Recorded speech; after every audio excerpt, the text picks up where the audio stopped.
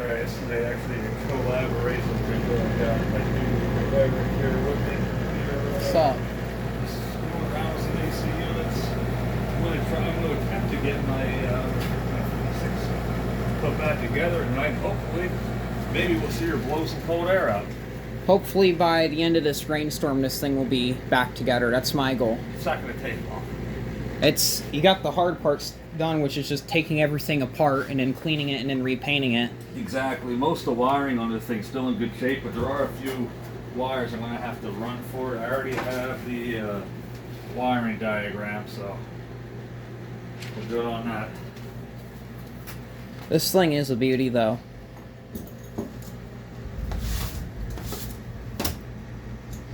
So this is a S. Yep, that's a Tecumseh Type S. I need to figure out how to differentiate an S and a B. For whatever reason, I just keep getting That's an confused. S too. All three of these have S's in them. The Philco, that has a B. Yeah. Is that what the Admiral has? The Admiral's an AJ, and so is this. That has an AJ? So in is it? this. This didn't sound like an AJ. Oh yeah, it's 100% an AJ. I guess that explains why it's so rough on startup. I take back what I said earlier about my GM Frigidaire. I think that has an AJ in it and not an AK. Because it's a 10. Yeah, oh yeah, that's most, I mean, it's possible that it's an AK, but I'd have to ask Andrew and see. most likely a 10,000 BTU. I just dropped this down to the low cool setting, or night cool. I'm dying in here. I would have never guessed that. Well, yeah, because that's not the original front grille. But if there was a unit like this, I would have never expected it to have an AJ in it with that style grille. Yep, the unit this grill came from had a B series in it. Okay, that makes more sense. Has a B series in it, 'cause I still have the unit. Sounds so good, though. It does, doesn't it? One of the best looking units, in my opinion. It's one of my favorite versions of the weather wheel, but I do like... This might be third or second. My only thing with those is that the A-grade grills, they're beautiful. That one's dirty. That's the only reason it looks like that. But my problem with those grills is that they don't do anything for noise cancellation. And the chassis designed for the weather wheels is just naturally, unless you have a low BTU or deep chassis like that one is, they're not the quietest running machine. It's like even this is so quiet, because I'm used to modern garbage. Like, I can barely hear this. Well, I can hear it, but it's... Oh, if I had the solid baffled grill on there, you wouldn't. It would sound amazing. Yeah. I know for a fact I have those freaking, but I just used them a couple weeks ago. I think the hardest part, because all I gotta do is, this is at the same stage as my Fashionette. Well, I don't have the motor and wires. Well, I have the motor and wires and stuff in that, but the issue I have with the Fashionette that's gonna be with this is finding all the screws. I have all the screws, but I forgot where they all went. And I made the mistake of not filming the disassembly process. I should have filmed when I disassembled the machine.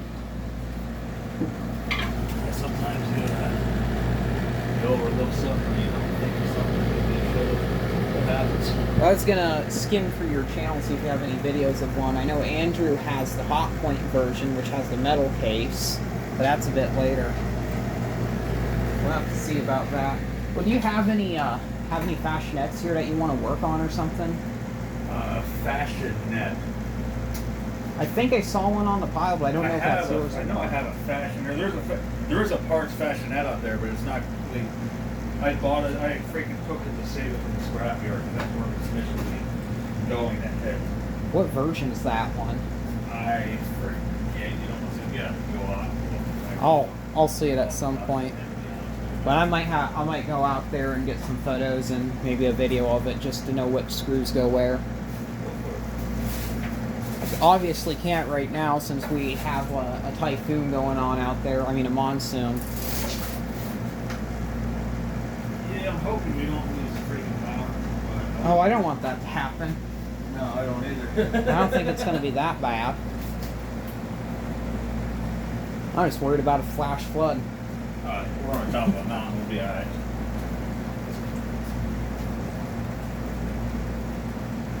Might be some problems in Port Carbon though. I will say, I think the Fetters is ever so slightly louder than the Admiral. Ever so slightly, I say that, and it does sound a good bit louder. I don't know what the hell I'm saying. It is louder. Can't argue with facts. It is definitely louder. No question about it. That's pissing me off that I can't find them damn screws. I don't think I saw them anywhere I around know here. for a fact it's here. There should be room over here for that case if you want to set that case aside for the thin line so you're not tripping over it. Or I could set it outside on the porch. Yeah, you know what? That'll probably work good. Washers and shit. We have to go to like the Home Depot or something. Nah. Or do you got like a Good. local hardware store or something? Be good for now. I usually get them at Lowe's, but I should have enough to get through this project, which is good because I really don't feel like going over. Well, definitely not in this weather. This is one of those things, even if I didn't have materials, I'll find something and I'll make it work. So I really don't want to have something like this, like when you get so close to getting it put back together, I mean, you just can't. Because I've been in that point for so long with projects, and it'll just keep spiraling, and it'll just stay apart for longer and longer. That's this typical project for me, storing my damn life. It's like I lost my freaking Phillips screwdriver again. I just had the damn thing. Where the hell did I put it? Oh, I there's... swear to God, my videos, half the fucking videos I'm usually Is it this? Half the videos I'm usually I spend looking for my freaking tools. Somebody did an analysis on it, said how much work is actually done with the time frame as opposed to just finding how I tools. spend looking for shit. I know that. Even though I try to put my tools back, I still lose it. So that's annoying. Dude, I was just at work earlier today. I was refurbishing a LiftMaster 1245, and I was going to do two of them, but I did one because the boss was like, "These are too nice. We want to do a different one," or blah blah blah. But long story short, I filmed it. I don't know if I'm going to upload the video or not, but there was a lot of parts that I paused and cut out of the video because I was just finding tools and things. Dude, been there, done that. Not to mention, I didn't bring my own tools from home for some reason, probably because the back of my car is full of refrigeration equipment. Hey, you'll have that one, Big Jeffs. If everybody that blew the condenser baffle, Yeah. then need that. Thanks. Saw you had a few of those like York Borg Warner units out there, York Borg Warner. kind of like those medium chassis ones. I do. Do you need any grill? I mean, do you need a grill for any of them? Yeah, actually, do you have one? Yeah, I have a Comfort Air branded one. I found in an abandoned house. Some scrapper yanked the unit out, took the unit, and just left the grill there. Well, that's awesome. Yeah, I'm pissed off about that too. Do you want the unit? Unless it doesn't do nothing for you, then I'll take the. I'll gladly. I was either I'll take the unit, or I'll give you the grill. We'll figure out, like, depending on how much amps it uses, what voltages. I believe most of those are 110. Those I think the one I have out there is 220. We'll have a look at it later. The 220 units are better, dude, I'm telling you. Yeah. They're just so freaking, like, I don't know, like, listen to this this one I have right here, for example. Oh, the This is fetters all there. around the freaking business machine. No other way of freaking putting it. The thing is I don't have a use for a unit in the house. I only really need units of that size in the garage, and I don't have 220 in the garage. And then there's running all the wire underneath the ground, which I'd love to do. When I had to redo the wire going going from the house out to the garage a few years back, it just so happens to happen. It happened when I was out of money, and that's always how it goes. Is shit breaks when you don't have money to fix it. So I didn't, because I was gonna do thick ass 240 out there, so I can have 240 out there for an air compressor and an air conditioner, possibly a heat pump or something. So I'd like to get looks even better, but I'd like to get a window unit with a heat pump built in, which good luck finding that. Yeah, we thought that one was, but it's not. The fetters that's over there. Dave's this guy, the other 56 right there. Yeah, so that one has heat strips. Yeah, but the heat strips are freaking burned. It's open element, so I'm thinking switch it over to a reversing valve. That'd be badass. It could be done very easily. Yeah, because I don't see a reversing valve in here anywhere, so yeah, it is heat strips. Oh, it's definitely heat strips. Dang, the mud dauber nests in this thing. Oh, that thing needs a full overhaul. Yeah, you got rust holes in the frame. There's no other way of putting it. In fact, I think I screwed up. Was this the I did one? screw up. This has to go. This has to go in. Oh, before the shroud? Yep. I should have said something. But I was like, you know these things better than me. So this unit here was from the post office, right? The one that Dave has here in the ground? His is the same exact setup, but his is 240 volts. 220, 240, whatever Yeah. your preferred. Well, was this from the post office? Yep. Okay.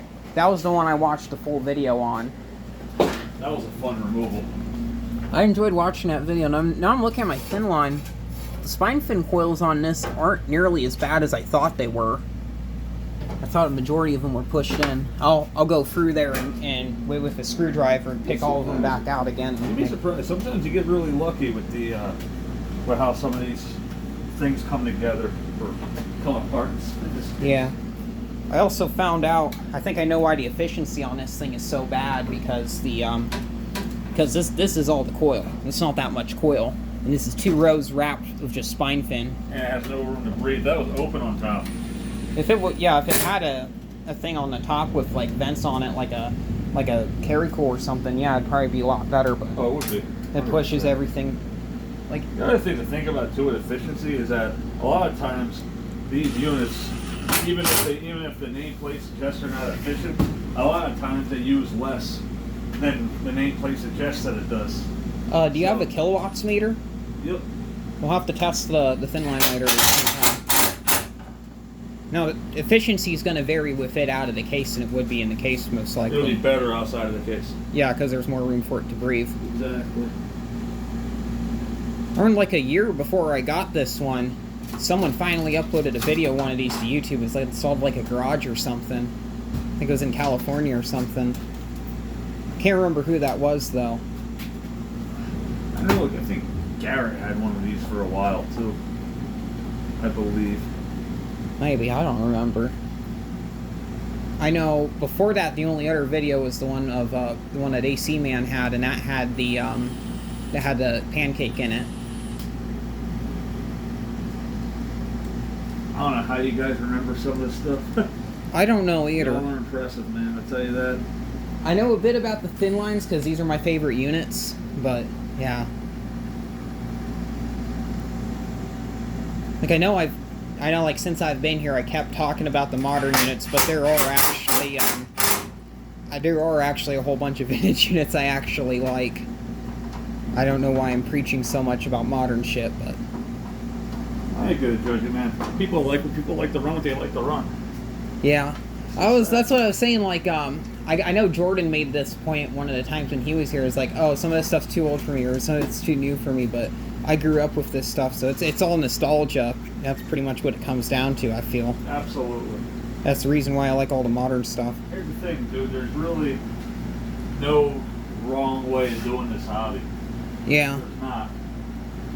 Well, I know a wrong way to do the hobby, and that's get all the vintage units and scrap them and not enjoy them, That like is the what wrong Dylan way. Vitter did. You're right. Oh, he did. He did change, but still, like, that's an example of how not to be a part of this hobby.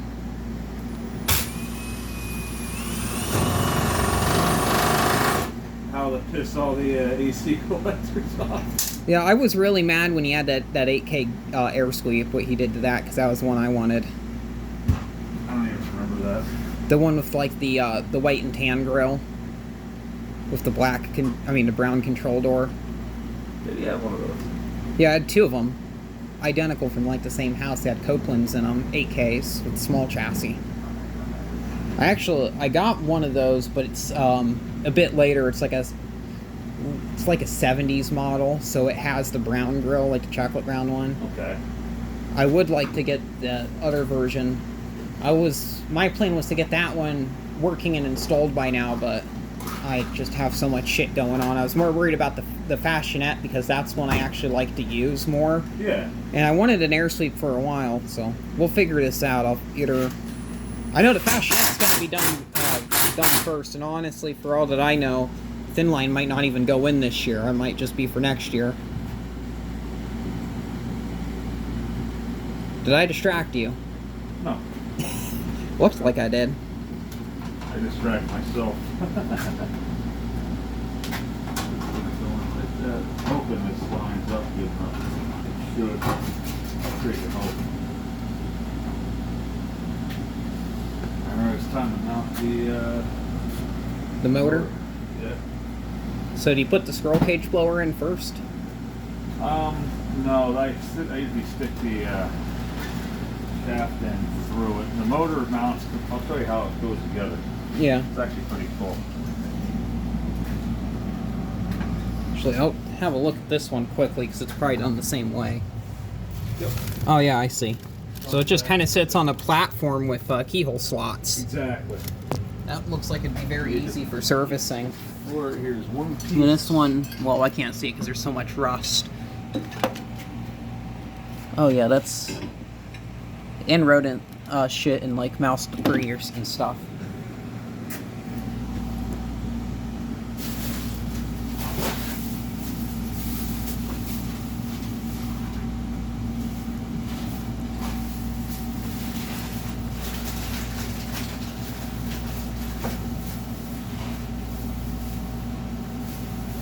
Looks like you have been recording longer than me.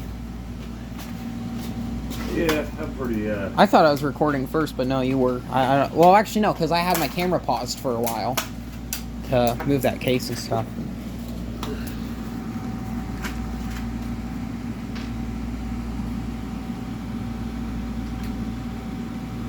Yeah, that is pretty fucking cool, though. I love when they design stuff to be serviced. Well, they don't do that shit anymore. It's just like when it breaks, you just throw it out and get another one. We live in a throwaway society. Sad but true. If I ever get elected president, that's one of the things I'm gonna go against, because like it's honestly worse for the environment just constantly throwing the stuff away and then getting new stuff. It's just wasteful because landfill's now full of shit. 100%, man. Want to cheat again?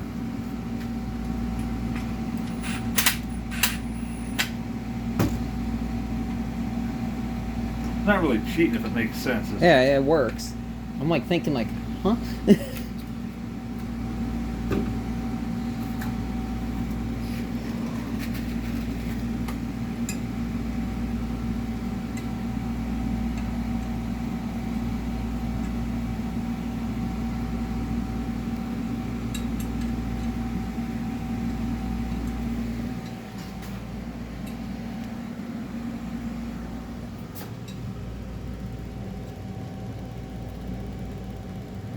The motor just kind of is like sandwiched in there. I was looking at that other one. I'm guessing this would have like the, well, motors there. There's Oh. not exactly a lot of room for play. To tell you the truth. Yeah. I just noticed this because I didn't notice this before. The end caps are square. I gotta clean the threads out of this thing, so I gotta run it through the opposite side.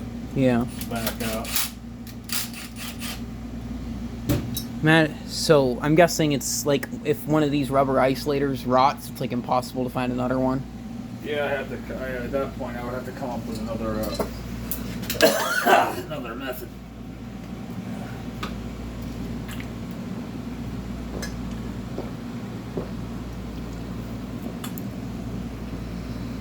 There you go. Ran it through the opposite side to clean the threads off. If that didn't work, I was going to run a tap through it. Cool. All right. I do like how that mounts, though. I wasn't expecting it to be that easy. Oh, this is nice, dude. It really is. I'm used to the stupid designs of General Electric. The majority of the older units I've torn apart were GE ones. I have not really done, well, I've never done anything this old that wasn't GE. There are some people that knock fetters do, but I don't know why you would knock fetters. I know some people, they don't like the 80s and 90s era fetter stuff, probably because of the Rotrex or something, which once again, it's a whole nother debate for a different day. I'm not a big fan of the 80s or 90s feathers either, but you know what? I like them because I grew up with them. They get way too much hate, though. Yeah. I see them get more hate than modern units. Crazy. That's the thing that's even more crazy to me, because I feel like, I think there was worse units at the time. I don't really know what would be worse, but there were worse units at the time. There were better ones too, though. Oh yeah, well obviously. I'd probably still take a Fetters from that era over a Friedrich, because the Friedrich has rot issues. See, a lot of my interest in this hobby comes from the design aspect and looks. So that's also why I'm a big fan of Emerson. That and Emerson are just the build on the Emerson is freaking second to none. I always thought the Emersons, like, to me the Emersons were always very basic, but it was more of a built for utility than built for. I don't think the Emersons are basic. Yeah, I do think they kind of paved the way for a lot of other units after them. Oh, definitely. I wouldn't say they're basic. I think they're of decent quality. That's just me. I mean, I might be a little biased on that. Yeah. Oh, I'm not saying the Emersons are bad. I just mean like they have like the they just had like the thing where it sucks through the coil on the front, has a control panel down the side. Is better than anything now. Oh yeah, obviously. It's better than like a WCI from the era and stuff like that. Thicker metal, stuff like that. I'd say the Emersons, the Amanas, and the GEs pre-1987. One thing I don't understand is not many people talk about the Amanas, and then when people get the Amanas, they don't really talk like much about them. I feel like the Amanas are very underrated. They are very underrated. They're wonderful units. The only thing that hurts them is the fact that they're a little bit newer than what most people consider to be collectible. I've had several Amanas over my lifetime, but I've never actually had one that was actually like fully working well. I have the one, that 10K, which for the longest time, because when I got that was before I had my dad's house, so I had that unit on Len. The complete opposite is true for me. I always found that the Amanas always did work good. Well, for me, the thing was all the Amanas I had were abused. Okay. Like, pushed out of windows and, like, sitting outside for 10 years, stuff like that, where they just weren't taken care of. So that's not really any fault of the units you have. No. That 10K is the best one I've had, because that one wasn't abused. I had a 12K that was identical to mine, that I had for a little bit, and it was in a trailer house, had no filter on it, no front grill. The coil on the inside was rotten, which I've never seen an inside coil of a unit rot before. Unless, like, some of the shitty Panasonics, they did that, but... That's definitely unusual. Yeah, but that's just what happens when you don't take care of it. It's annoying, because that would have been a great unit. And I also got a grill for it now. And I have another smaller, early 90s Amana, and it was a, that one's interesting, because it was rebranded as Caloric or Galoric or whatever. They made, like ceramic heaters and shit. So that's a weird, because you never see Amana rebadges except like some of the Wards ones and stuff. No, Amana was usually Amana. Yeah. So that was interesting to me. That one, I don't really have a need for it, so I was gonna, at the AC meet, I was gonna give it to Ed, Ed Creator or whatever his name was. I can't remember it off the top of my head. But he doesn't have any vintage units yet, and I told him I'll hook him up with a good one, and that's a great starter unit for someone that I think to get into collecting. Hell yeah. Absolutely it is. My first vintage unit was a Fetters Air Temp, so from the early 80s. It had the Matsushita compressor, which you don't normally see those with the Matsushitas very often. You normally had the Rotorex. And it was high hours, base panel on it was rotted out, but the thing always ran. It never gave me any issues until the thermostat broke, then I fixed it. And I would still have that unit to this day if my dad's shitty girlfriend that he was in a relationship for a while didn't throw it out behind my back. Oh, dude. Not cool. I was able to recreate a unit very similar to it. I kept the grill, thank God, because I kept the grill at my mom's house because I didn't want it to get damaged. Yeah. The other sad thing was it had its original side panel curtains and they were still intact. You never see that with those. I think that's true for just about all the vintage units at this point, is that most of them, the freaking side panels and window kits, are all long gone, sadly. Somehow my 66 thin line's still in good shape, but plasticizer on it's starting to go out because it's getting all sticky and stuff. That's the last thing I have to deal with on the restoration project, and the part I'm kind of like dreading because I don't know how those frames work and how I'm going to get retrofit stuff in there and all of that bullshit. That's going to just be a royal pain. Probably. But, just like anything, when it's done, you'll be glad you did it. Yeah. I'm going to keep that unit for a while. I don't think I'm going to get rid of it. I don't know why I would either. It's a good unit. It just goes down to one of those things. You can't buy a modern alternative to some of this stuff, so you just have to keep the old stuff and put a bunch of work into it. Sad but true, buddy. Sad but true.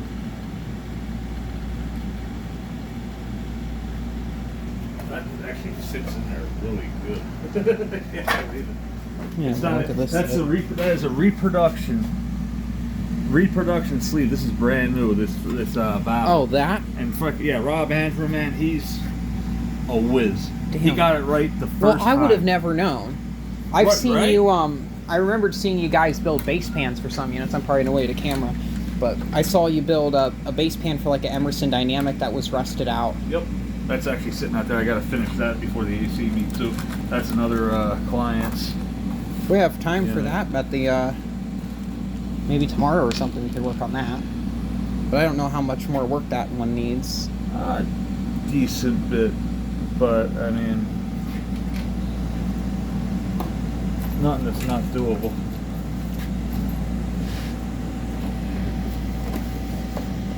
The one thing I just remember I forgot. I don't know if you have it, but do you have the lever to control the vent flap on my thin line? If you left it with me, I have it somewhere.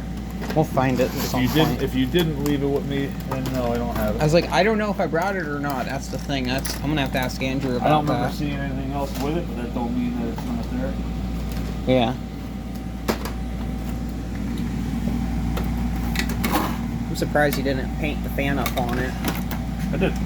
Oh, you did? Oh yeah, you just painted it silver. Yep. I was expecting like blue or something. Yeah, I kept it close. Yeah.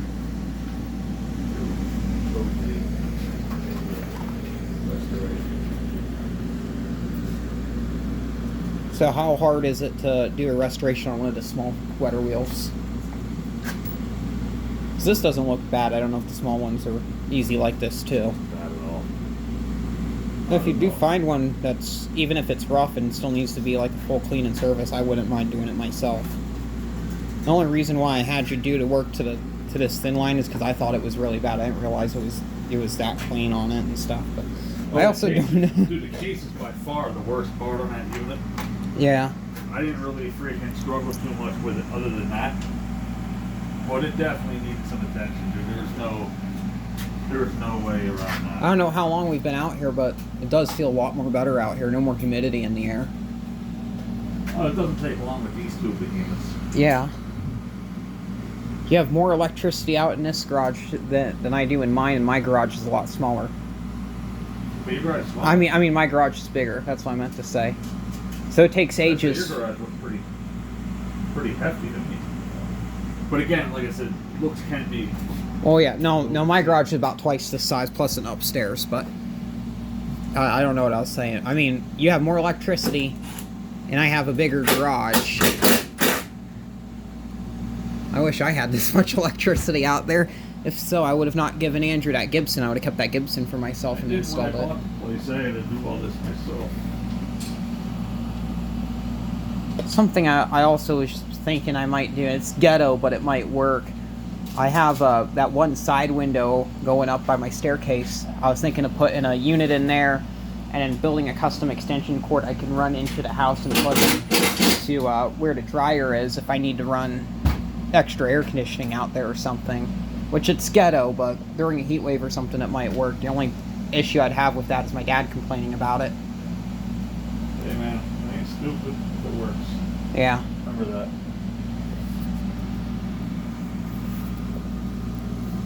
That's freaking crazy if that actually lined up like that. That's not hitting on anything at all. So that was Ken that did that, right? Rob Andrew. Oh, Rob.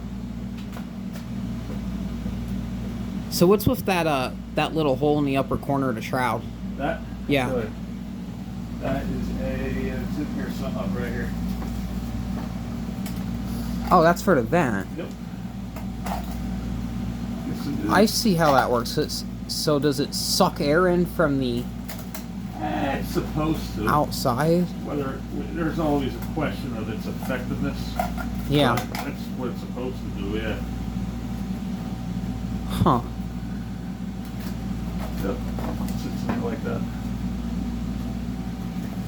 Like I said, this thing, like I said, as you can tell, it's really not. It's very user friendly. If you're for somebody just starting out, somebody as long as you're somewhat mechanically inclined, I think just about anybody could figure these old weather bureaus out. I feel like if you're in the hobby, you're going to be mechanically inclined, though. Well, you'd be surprised that we do get some people in this group that, and it's fine. Some people aren't into this kind of stuff, but I find that if you're going to be into this hobby and you can't do anything on your own, you're gonna struggle. Oh yeah. Because these are wonderful machines, but they still need help sometimes. Well, they also like all the upkeep and stuff. I will say these units. Oh, I don't know. I'd say the upkeep on this would be the same as a modern unit. Yeah. The only difference is you have to oil the fan motor. These are a lot more forgiving, though. Like you know, nobody oiled this fan motor. No, they never did because it's all the way in a wall. Like I said, that's why they're slide out chassis. You pull it out a few inches, do what you gotta do, what you're supposed to do to it, and put it back. One of my favorite units, and I don't know if you'll agree with me on this or not, but those small, like early '90s, late '80s Panasonic slide out chassis units, like that one that you gave me. Those I really like those. I think those are very service friendly because you can work on those in the window still, like without sliding it out of the chassis all the way. You can take the whole entire control panel apart and replace capacitors and things. That's pretty cool. Without totally gutting it. I'm pretty sure the Springer built International series and stuff were like that as well. That looks good on the bottom too. Oh yeah, dude. When I'm doing a restoration, man, I leave no strings unturned. That clears everything. It has a lot of play in the motor. I don't really like, but that's how it was when I got it. The thing is as soon as you turn it on, these are self-centering motors, so it'll center itself with the magnetic pressure of the motor. Should. So you don't really have to worry about that. Like thrust washers would work, but I'm just surprised that the rubber gaskets that hold the motor on the square things are still working. Dude, I know, right? Something I would figure out is how to redo this seal here, because this doesn't look the greatest. Yeah, it's gonna have to do for now though. But yes, I agree. Because I'm gonna have to do something similar to that with my Fashionette along the bottom, because it had the rubber boot, but because it gotten so old, it shrunk and got stiff. So I'm gonna have to do something with that. I'm thinking either like spray foam or something around there, but I also don't want it to look too bad, even though you're not gonna see it because the fan is in the way on the outside and the filter is in the way on the front. Yeah. But it's one of those things, like, I like to have an attention to detail to that part. I have to reuse the old screw for this because the new ones I have ain't quite long enough to. That's not the original. Long enough to make it through.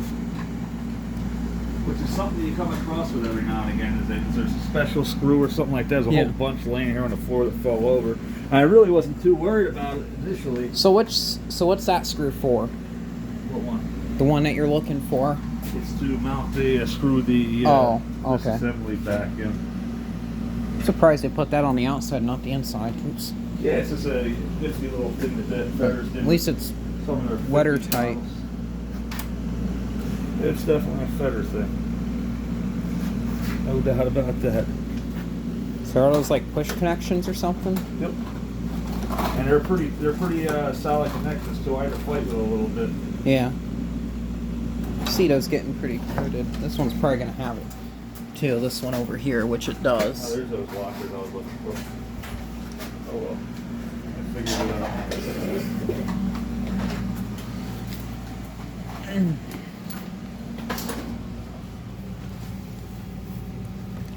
out. This one looks like it had the connector, but it's been canceled out. Wonder what the reasoning behind that was. Guessing you can't save those connectors all the time.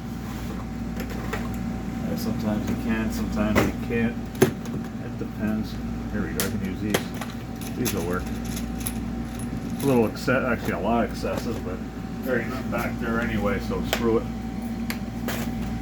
Just gonna go in through like the one like little dead zone that you're not gonna be able to see.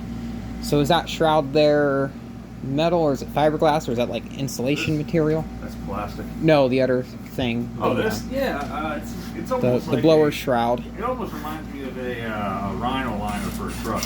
Might be like asbestos or something. It's like a plastic. It's like a spray-on plastic is the best way I can describe it. Just by what I can tell. Fetters may have like contracted like DuPont and made some sort of like weird like cancer-inducing thing, but we're not in California, so it's safe.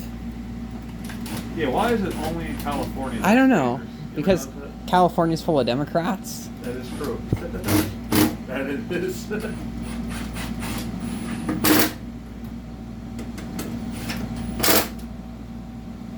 Also known as people that are scared of everything.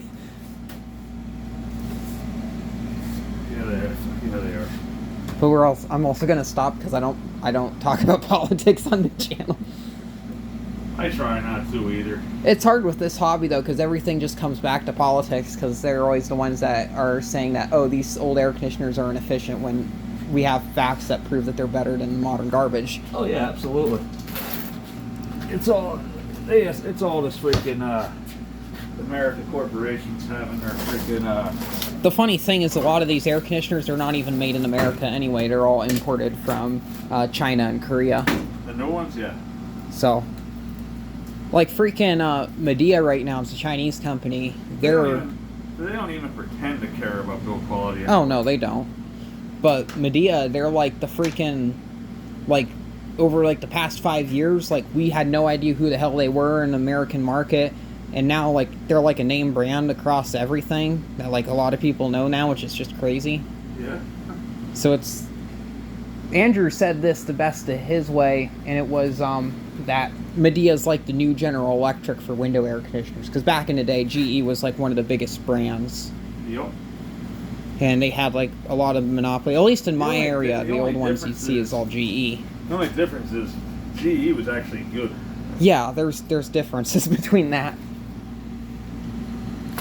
Now Jordan he likes those small Medea units because he says, oh yeah, they're easy to service, which I agree with that, but they get dirty so quickly with how they're designed. They just fill up with mold. They have a lot of recalls for yeah, those were those U-shaped units because they didn't have proper drainage on them.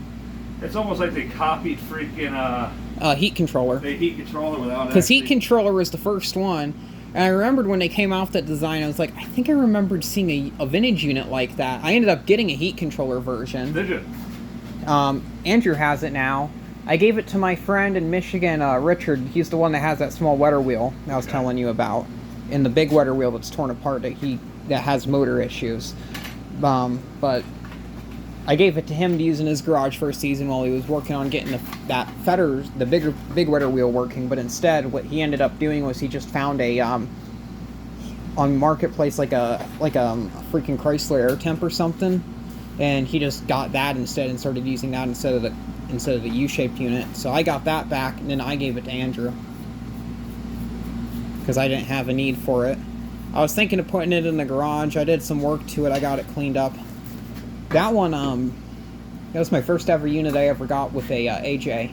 Okay. And still the smoothest and quietest AJ I've ever heard, too. What the hell's the one unit with it? Oh, that 14,000 BTU weather wheel I installed in my office at work. That's actually pretty. The freaking, freaking car park flutter.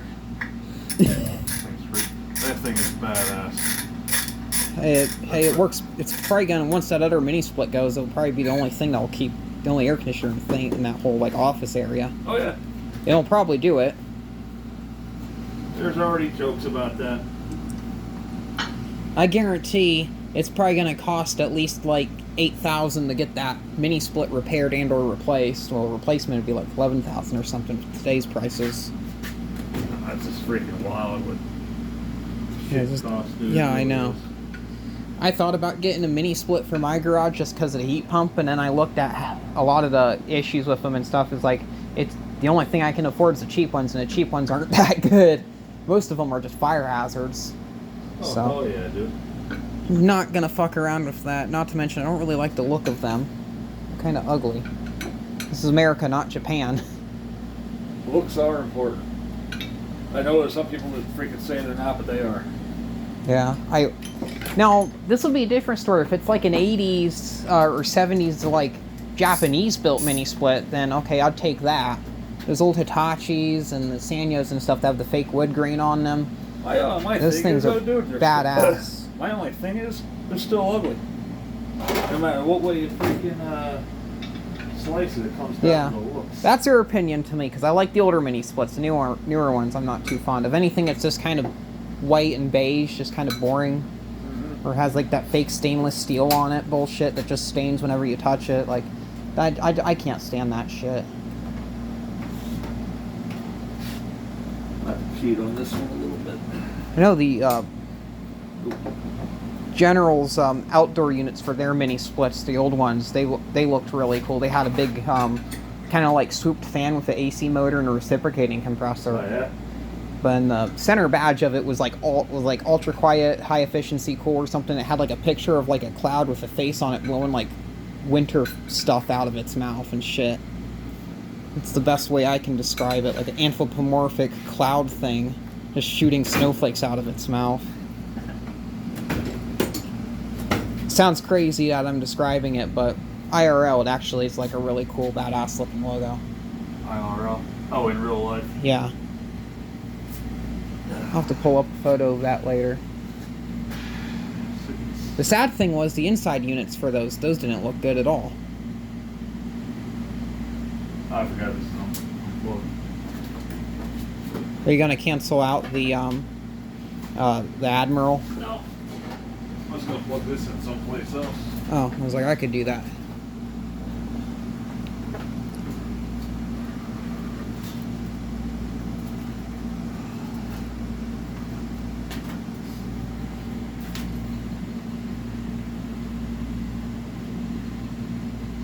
You don't want to touch it when you're doing that. You do not want to touch that one. It'll still get you. Yeah, it still will, because it's you're technically completing the circuit to ground. Or That's whatever. all I know.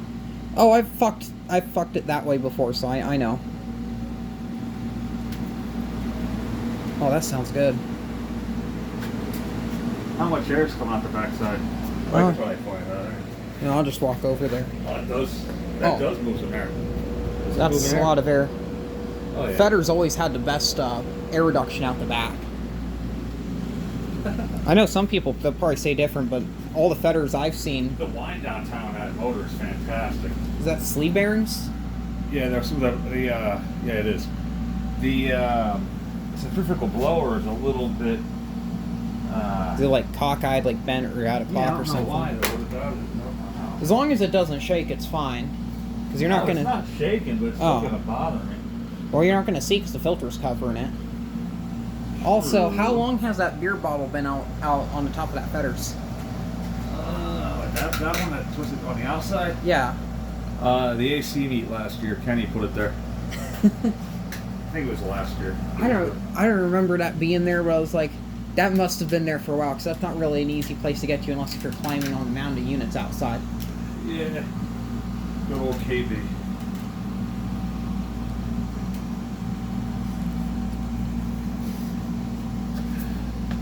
So we know the motor works. Did you do the low speed winding yet? Well, it probably works anyway. That might have been the low speed. Low, I believe, is red, and then high is black. I Unless the Fetters did it the other way around for some reason. I had to put a new connector on it anyway, so it's really not a big deal. Oh, you ruined the heritage. Well, you won't get the reference, but I know damn well if Andrew was watching, he'd be sitting at home laughing his fucking ass off. Oh no, you ruined the heritage.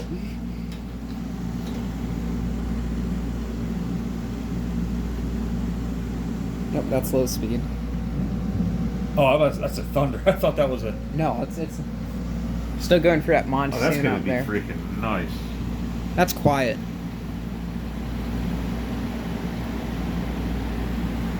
Well, you should just do. Hell yeah, dude. Well, you should just do slide this one out and then put this one in here. Well, that one's quiet when I have the correct grill on it. This thing needs to be quiet because this the only thing that fits is the egg rate one. I wish you still had that that freaking that mugwump in here. I still have that. One of my favorite videos of yours. I've told you this at the AC meet, but you had the air compressor solo.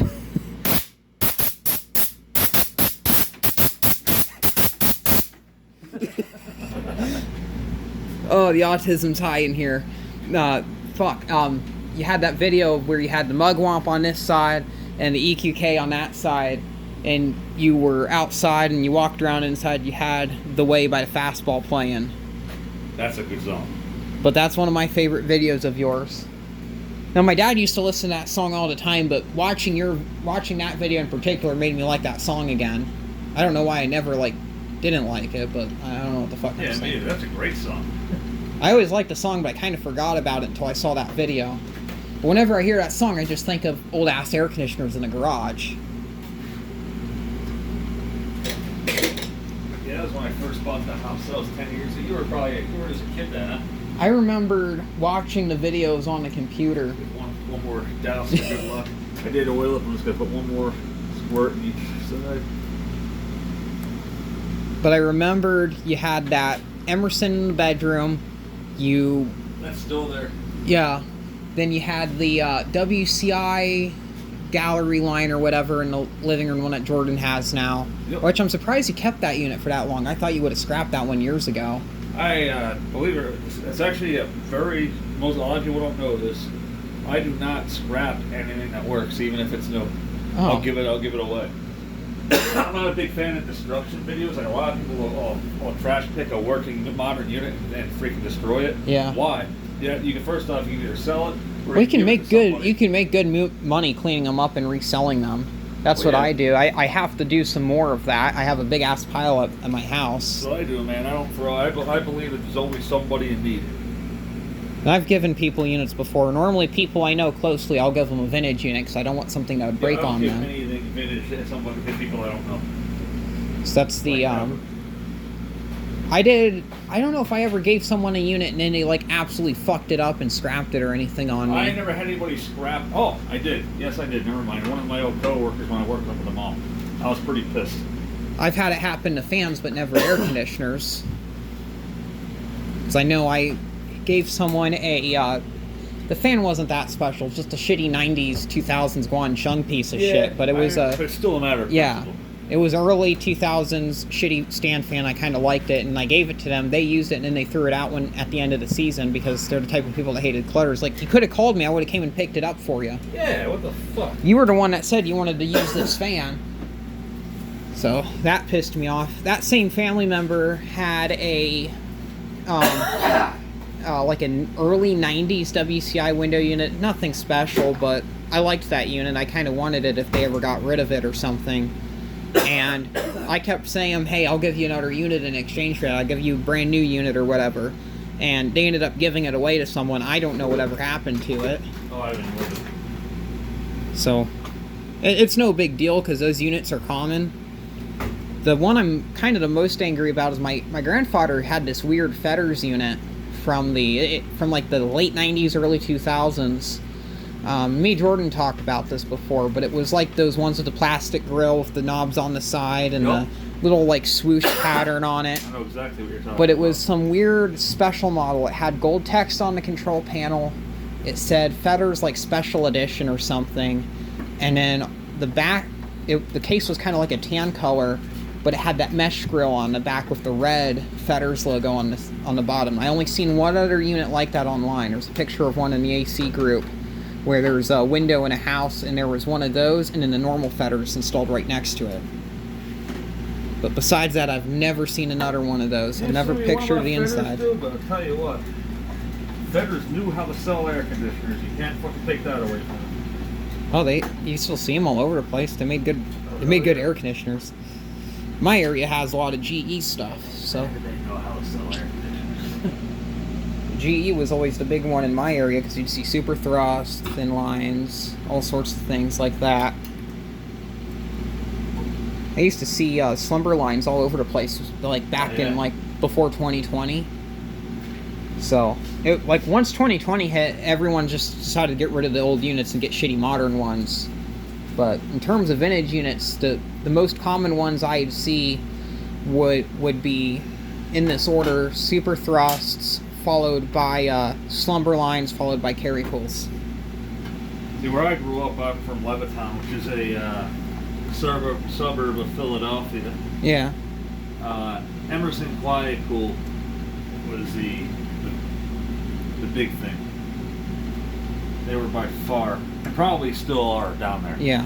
As far as how many vintage units, I know there was a Sears Hardware there in the 50s. Well, Sears Hardware just closed somewhat recently, which is a shame because that was there since the 50s when Levittown was built. So there were a lot of cold spots down there because of the Sears dealership, you know. But yeah, they just buy local. It's a shame. I know there is next town over from me in Worcester, Ohio. There's a appliance store there that's been around since like the 50s, and they sold General Electric stuff. They still even have like the old ass sign from the 60s outside advertising General Electric television sets. That's probably why they're so popular there. So that's what I believe was another thing. And then I found out there was another furniture store that also sold GE stuff in my area. I found a newspaper ad for it. So GE stuff's just common in my area. But besides GE, you see Fetters, but not really any of the old stuff. It's all the Fetters stuff you'll see by me is all like the 80s and 90s stuff. The stuff that's not as interesting as like the older stuff. No doubt, though. General Electric made good shit. Yeah. Special place at back. Oh, and Westinghouse. You'd see Westinghouse in my area too. See, Westinghouse in Levittown was pretty not rare, but uncommon. Yeah. Now I don't know of any of the large chassis Westinghouses anymore that are still installed. I know of one for sure that's still in Worcester, Ohio. There's a couple in Pottsville that I know of, like in this city right here. On my there's one over in Harrisville where I work at that I know of, a large chassis Westinghouse. It's with W badge on the back. No, it's branded as Westco. It has like a rectangle badge that says Westco on it. Really? I'll get a picture of that next time I go through there. 60s. Not too sure, but it's the older style chassis. There's also square vents on the back. Yeah, it has like the square grate. Yep. It's a large chassis Westinghouse. Then there's another unit there that I have no idea what it is, but it has on the right side. I mean, on the left side, it's a big kind of like rectangular coil, and then on the the right side, it's a row of vents. And then on the other, like the side of it, it's another row of vents. So it looks kind of like one of those like small Sears cold spot units, but it's just gigantic. I have no idea what that is either. That's the one I'm more confused about, because I know what the Westco is, or Westinghouse, because I've seen those before. Actually, that says Westco. That's cool. That's the only one I've ever seen branded Westco, though. I've seen Westco, but I've never seen one that actually had a badge that said Westco. So what exactly is Westco? I know it's like rebranded Westinghouse stuff. Westinghouse company. It literally is a Westinghouse. Oh. I don't know if that was just their version to sell in department stores or whatever instead of their dealership. Who the hell Maybe. knows, man? A lot of these companies did some goofy crap. There was a Westco unit I was going to get from like an abandoned like area in my town, and when I tried getting that unit in another one, I got arrested.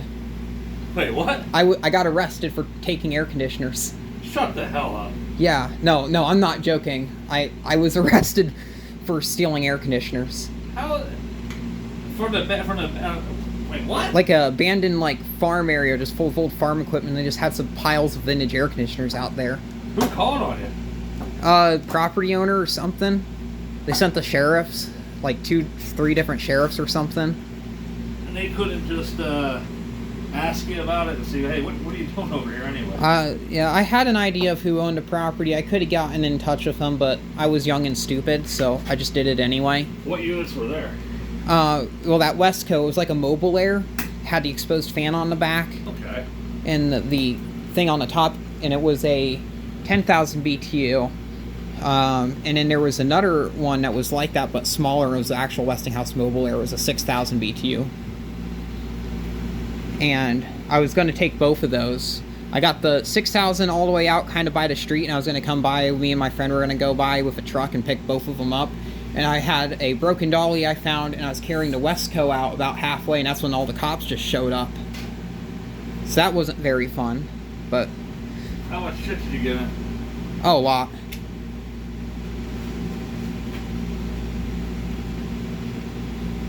But also, as a part of it, I didn't just, like, screw up my reputation and get arrested. I also, like, started a bunch of family drama in the process, too. What? How? Well, my dad was like, this is getting too far. You have an obsession. You shouldn't be collecting air conditioners anymore. And I got into this big fight and argument over that, and I almost stole my stuff getting scrapped. My dad wouldn't stop arguing with me until I admitted that I was a hoarder. Did he let off that? No, he still doesn't like it. It's a whole thing between me and my father. So. Sorry to hear that, dude. Yeah, my parents, they didn't really understand it, but they never really gave me a hard time about it either, so I guess I kind of got lucky in that aspect. I'm still surprised my dad is giving me as much freedom as I am, but yeah. But the majority of the family drama... He has to now, you're in your freaking 20s. You're gonna be... Yeah, well, when I stole the units, I was like 18. Or 17, I can't remember. So you actually got put in the back of the cop car? Yeah. What? Yeah. I was arrested for stealing air conditioners. So they made you out to be like a criminal? Yeah. It's on my record still. What? Yeah. What, a criminal trespass? Yeah. I was banned from that property for 3 years. You ever think about going back and talking to Oh, the dude? fuck no. No? Well, I know the guy, and he used to be a part of the family, and because he got all that farm equipment and never got rid of it, despite people complaining about it, No, wait, he knew who you were. Why did he call the cops on you? he didn't know who I was, and it wasn't until after I got put in the back of the cop car he found out who I was. Did you try to drop the charges then? He did, but I had to go to the police station first, and then the police brought me back over to the property because my bikes were dumped there, so I could get back home. It's a whole ordeal. So I had to go to the police station, take mug shots, get fingerprinted, all of that stuff.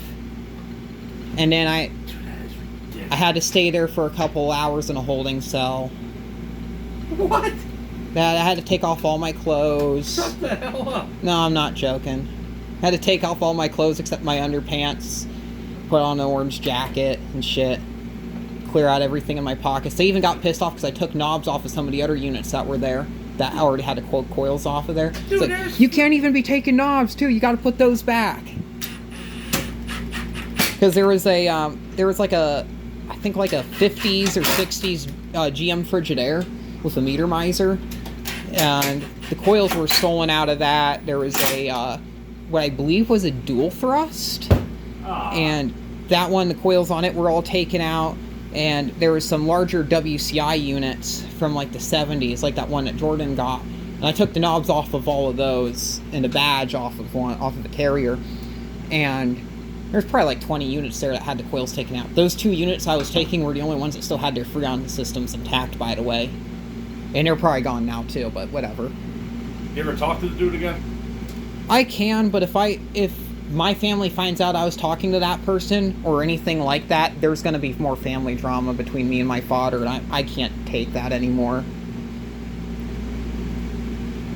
So So your family's still, they're pissed at Oh, that they're guy? still pissed off about that. At you or him or both? Both, but mostly me. Because I was told not to go anywhere near that place. And I still did anyway. That was kind of what did it to me, because after that, I didn't really go in any abandoned buildings or anything after that. Because I used to do urbex all the time and go into places and stuff.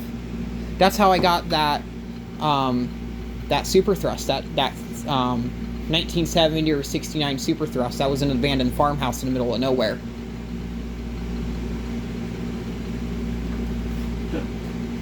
So, there's that story. I'm wondering how many people in the comment section would be interested about that. I was like, you got arrested for air conditioners? For taking air conditioners? I gotta tell you a funny story now. I need to hear this. Alright, the year was 2005. The corner of, for some of the Levittown, if there's anybody in Levittown watching, they might know what I'm talking about. Where Golden Ridge and Whitewood meet. Yeah. There's that little road that connects Golden Ridge to Whitewood. The one corner house had a 2-drain hole, Emerson Qualico Dynamic. Badass unit, by the way. They are. And the house was under renovation. Which, of course, right? Yeah. Well, I decided that I wanted it. Which, why wouldn't I? Yeah.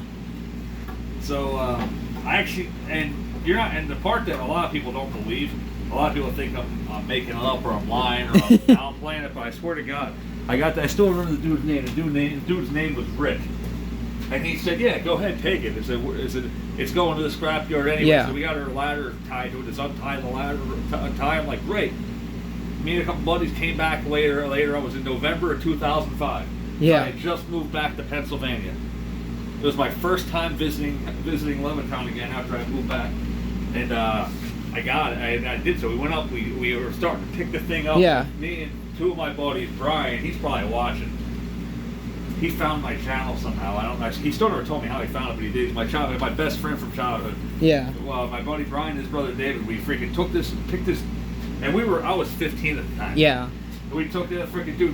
Those are heavy units too, but surrounded by freaking cops. One of the neighbors called the cops. Oh. We were given, they didn't arrest us, but they followed us back home. And freaking, I'm telling you, we had permission. You had to permission, and no one believed me. Did you ever go back there and get the unit? No. Or did you get? Oh, that Nope. sucks. I just kind of left it. I was that freaking mad, dude. I'm like, because even the cops said, if you have permission, I'm like, nope, I'm done. Don't care. And now I'm kicking myself in the ass now. Yeah. And it had a weird control pad too. Instead of like the buttons in a row, they were vertical. Oh, the vertical ones? Oh, damn. 4 vertical. Was that ones. one? Did that one have a heat strip on it? I don't know. I didn't get. Damn. At that point, because normally the vertical ones I thought had the heat pumps and stuff. They do. Damn. It was a regular energy saver switch knob. Had the regular freaking grill, like the regular dynamic grills, but of course that sucks. Of course, a 2-drain hole and has one big vent across to the tube. Now, the first time someone ever called the cops on me was for a similar reason. There was a person on my street, or not on my street, but in my neighborhood, and I knew her, and she'd pay me to clean her air conditioners every year. So, in the fall, in October, she'd take them out, and I'd go over to her house with my wagon and pick them up and bring them back over to my mom's house and take them apart and clean them. And she'd give me like $100 for doing all 3 of her units. Cool. And on my way home, I had the wagon with 3 air conditioners on it: a large chassis, early 2000s Maytag branded fetters, shitty GE, and another shitty GE. So they weren't that heavy. That Maytag fetters thing, that was like a majority of the weight. Some of those have recips though. Sadly, this one didn't. Didn't it? It had a freaking LG compressor in it, and it sounded like shit. Actually, it sounded awful. The reason it sounds like shit is because it's a LG. LG compressors suck. I hate them. But anyway, on my way back, because it was like 3 or 4 blocks away from my house, there was a trailer park, and it had a bunch of abandoned trailers in it. And there was a trailer that had, there used to be an old Lasco box fan that was sat in the window. Yeah. And I wondered if that fan was still there. So I pulled my wagon off to the side, and I go inside and I look to see if the fan was there, and it is. And there's a hole in the bottom of the door, so I tried to reach in there. And I was like, I gave up, so I walked back out to my wagon, and there's cops there, and one neighbor guy was just bitching and moaning, saying, "You're trying to break into this, you stole these air conditioners from this place," despite the door being locked and me not being able to get in there. And then the guy took the wagon with the air conditioners on it, and it's like, well, those are my air conditioners, and if you take those, that's theft, because those aren't mine, those belong to someone else. So I had to explain everything to the police. The police believe me. The other guy apparently has been an issue in the past. Oh, in that neighborhood? Yeah. And then I had to call up Ashley, who's the one that had the air conditioners, and he's like, man, so I gave her, I had my phone with Ashley on the phone, handed it to the cops, so the cops would kind of like know what was going on. I was like, oh, okay, his person knows who it is, because one of the cops knew Ashley or whatever, so it was like, blah, blah, blah. And that's kind of how I got my, my rep in the neighborhood for being the crazy kid that likes air conditioners. So that was kind of how I got my foot in the door. And the crazy thing was, there was a few people that didn't like me because they thought I was a thief. Yeah. And then there was other people who was like, oh, can give this kid my old junky air conditioners. He'll do whatever the fuck it is with it, or I can buy air conditioners off of him. So later on, that's like before I had access to Facebook ripoff place and shit, I was selling shitty modern air conditioners I found on the side of the road to people in that trailer park and around my neighborhood. So it was cool, bad and good, but that kind of what got my foot in the door for working on air conditioners. So I can't complain about that. People make mistakes, man. I know there was another time, because that same neighbor, he ratted out on me for things I didn't do. Apparently at a later date, he was saying that I was walking up to a person's locked shed and taking stuff out of a shed that was locked with like 2 padlocks on it. That's one thing, man. People need to learn how to mind their own damn business. That's what I wanted to say to the guy, but I also didn't want to have him, because he was like a big muscly guy and probably smoked a lot of crack and drank a lot of beer. And I didn't want him to walk up to me and just give me a knuckle sandwich and then just have like... I would have let him do it. I would have let him do it. And I would have dropped down and freaking pretended he couldn't move. Oh yeah, actually, if that happened, he could have gone in prison, but I also didn't want like a fucked up face my whole life. I didn't want to look like a kid with like one of those fucked up face disorder things. I'm not going to be inside of school and people ask me like, Who'd you fight? Some old drunk guy that was angry at me for stealing air conditioners. That'd just be the lamest thing. I'd be more... Or to get our students to be like, oh, that's such an Eric thing to do. Because they knew me for doing stupid shit. I was also the same... But also, I was constantly getting in trouble in school for calling teachers names and starting fights with people, because people wouldn't mind their own business, and I'd get bullied on by the teachers. Never bullied by students, but bullied by the teachers. Yeah, no one ever messed with me. Everybody thought I was crazy. I mean, they're not entirely incorrect either. No, I can't blame them. Here's the thing, I was never really mean though. I mean, I had my moments, sure, but didn't everybody? Yeah, I remembered I got like, when I was in high school, my 9th grade year, my freshman year at high school, we had this history teacher. She was just a bitch. And she would just complain at students for the most weird, absurd things. It's like, oh no, you used a meme on this 27-page slide assignment of the history of the U.S. Like, yeah, and it's like, okay, I know the reason. There's a reason why I took this meme, because it has to do with like the Declaration of Independence in 1776, and it's freaking like George Washington and a bunch of the founding fathers wearing funny hats or whatever, signing a meme or something, or weird animation of it. It's like, okay, it has to still do with America, and it's factually correct. The fact that it's funny, because like there's such things as political cartoons. They're a really important part of our history as a country. Yeah. And I was explaining to her that and stuff, and that was one of the things. But the one that was the computer wasn't working, and she was saying it was my fault that the computer wasn't working, despite me charging it and having an issue. And I couldn't keep my cool, and she was raising her voice, and I called her like a gay-ass bitch or a fucking bitch or something. I know I called her a bitch and probably some other stupid slur in front of it, and she got so pissed. Her face got red, and it was like, I just walked out of the room because I didn't know what to do, and what I did was I went. That's about all you really can do at that point. It's like I didn't feel like being in detention, so what I did was I just left the school. I got on my bicycle and biked home. I had like 3 more hours left of the school day, 2 more hours or so. I did that a couple times. I got home, I get home, my mom was like on the phone at the school saying like, your son ran away from school. And I told her, like, I explained everything to my mom. I was like, yeah, of course, if the teacher's being mean to my son, he's going to run away from his school. The crazy thing was I was on, like, I qualified for SPED because I had the autism kind, and I had a hard time, like, learning and shit, and if something didn't make sense to me or if it was, like, unnecessary or stupid, I wouldn't do it because there's no reason in wasting my time and energy for that. Yeah.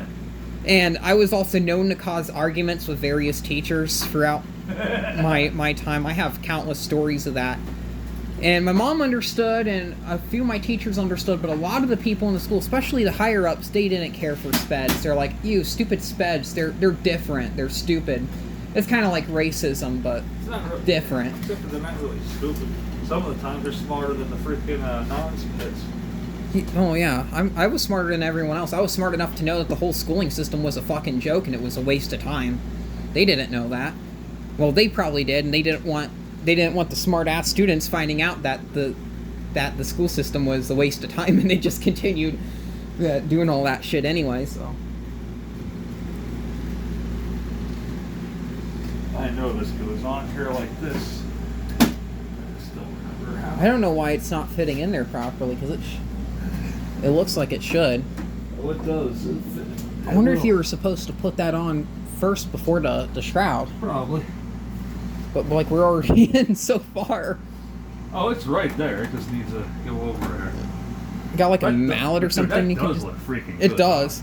That's the same color I'm painting my my fashionette. I thought I had rubber. Yep, I do.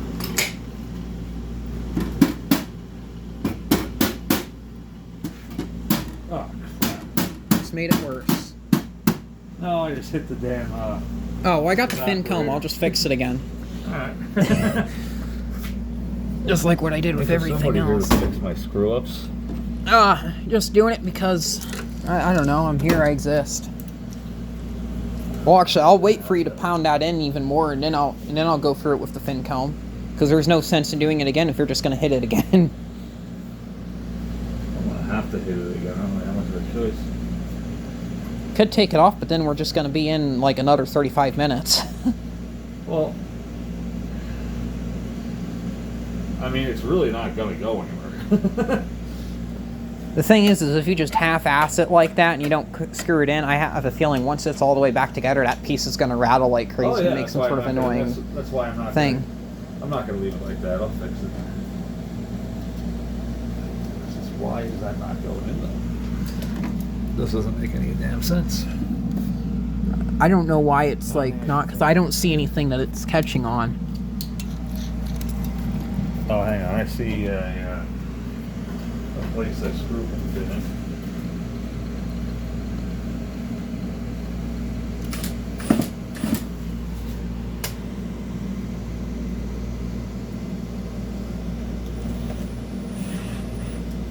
Is that pulling that in? Oh yeah. Fuck. Fucking stripped. Those are both of our initial. Damn it. Thought.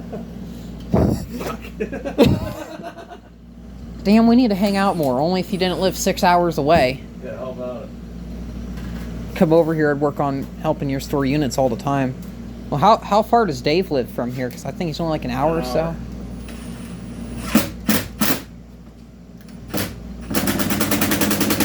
Well, I should probably get a... Oh, wait, he's still not even in there far enough. There we go. The one thing I'd be worried about that is it... Well, no, because that's not over far enough where it would be into the coil. I'd be worried about driving screws like that in and it nicking the coil, and then we have to take the whole entire thing out and pack it and recharge it, and then you waste R22, and you know how damn rare that shit is now because of the fucking government. I mean, that's in. That ain't going nowhere. I have it screwed in on the side. I wonder as if... far over as I think it's going to go, man, to be honest with you. I think we might be able to just mallet it a little bit on this side over enough to where we can get another screw in there and then... It's at the same point, though. I don't really want to bust up my paint job. Always do touch-up paint.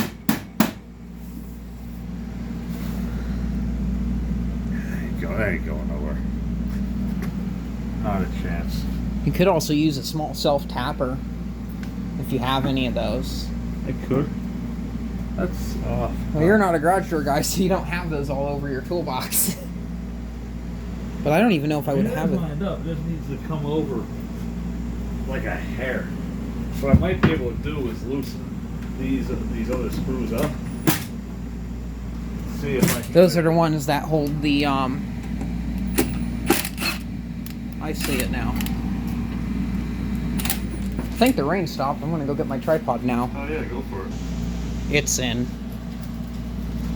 Yep, and that it is. Stubborn little thing. I don't think I have any more number 8 screws. I gotta put that on my list. Things to acquire on my next Lowe's run.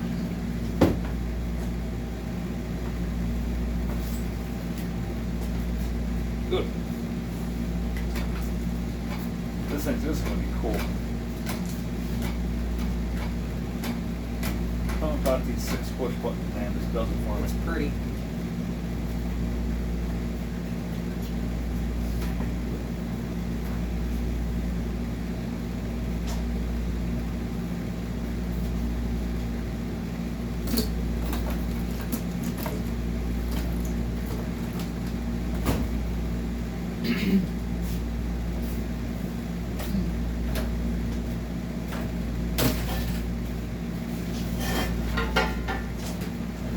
Shit over already. If it ain't you, it'll just be somebody else. Mind if I curl up this pecs? Somewhere on top. Yeah, it's gonna. Damn it. I'm just knocking over all Yeah, your I'm gonna need that. Not tonight, but sooner than later.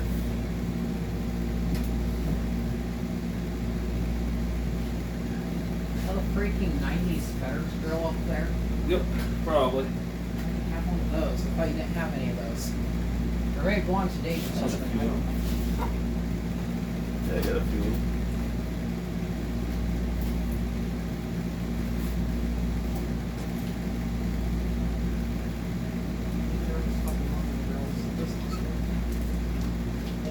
I forget how this went.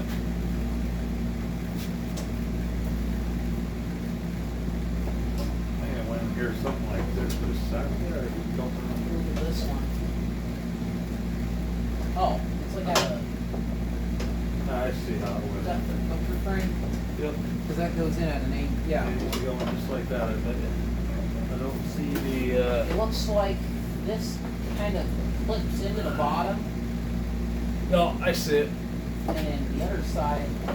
Yep, I see it now. Oh, We're good. oh damn! This one had lighted controls. Oh, yeah, it does. Does that one have it? No, it doesn't. That sucks.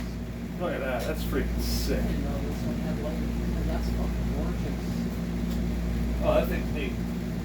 Man, that thing looks so nice in the store. That's gonna. I actually have a set of clear push ones of this. Rob has. He's going to put a strip in there. That way the buttons itself illuminate. Oh fuck yeah. So when I open up a door, I have to put a limit switch in somewhere. When you open up a door, it kicks Yeah, it because I on. see the mechanism on that one. The grills for these look sweet too. Oh my god, yeah. I honestly can't wait to fire this up. Oh man, I can't. Here, it's worth the work in my opinion. But mechanically, it's ready, man. All we have to do now is electrical. Yeah, it's got to wire everything in. So, compressor wires, we're just gonna take from this all the way back. Well, we have. I do have the pricks for it. I'm going to do that in a separate video, though. I think I'm well over an hour at this point. Same with this one. I might try to pause it and see, but if for some reason I can't get the start, I'll upload in 2 different videos. So this may be it. It may not be it. We'll see. If it is it, then it'll be another one. So what are we gonna do during this pause? If anything, I don't know. I'll probably end my video here and upload this. I got a bunch of shit to upload, but whatever.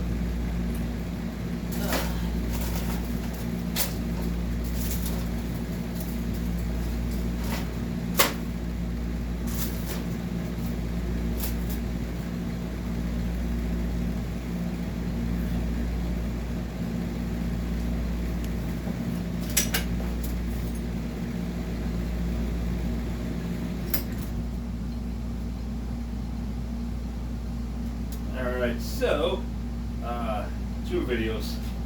Alright, so now for the electrical part. It shouldn't be too bad. I mean, at this point, everything should pretty much go together relatively easily. We freeze here, we got some ice on there. I turned off the Admiral because I was too cold. Oh, it's freezing in here now. What, probably low 60s? Yeah, 60. It's still cooler in here than it is outside. The temperature outside did drop a bit. I'm going to take my camera outside quickly and show all the condensate dripping out of these things. There's probably a lot. Oh, sure of it. I'll be back soon.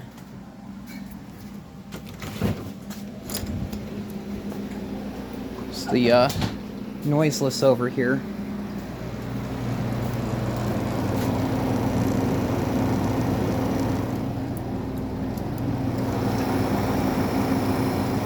Sounds so good.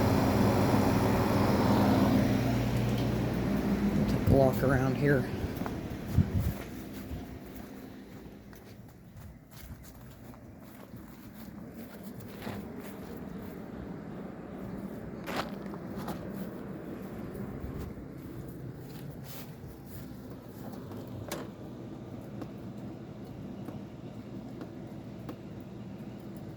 Dripping more earlier.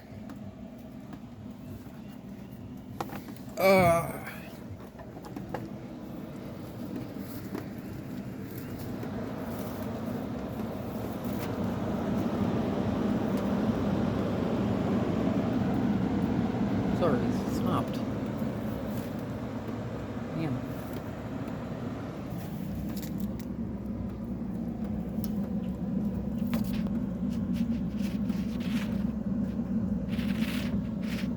Somebody say Rotorex? It's a little teeny guy right here. WCI. Westinghouse, not one. It's Westinghouse. This was like the one I was talking about earlier.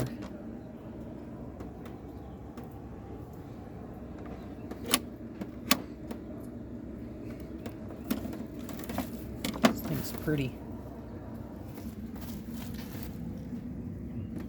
This is Emerson of some sort. World Drool. Oh, is that a Bristol? Can't tell, it looks like one though. Of course, it has the worst fan motor in it. Carrier. International Series. I don't know what this is. One of those 90s weather wheels? Yeah. So this is probably the grill for it right here. Was the grill for it.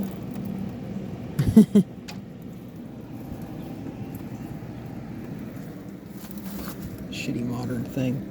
This is a Keystone. No branding on the back of that Emerson, so I'm wondering if it's a private label, which it probably is.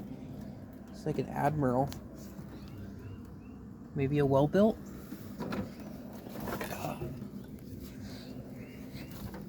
Super thrust.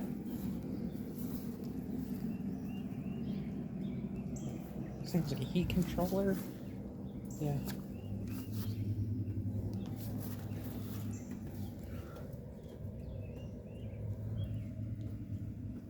What is that Emerson?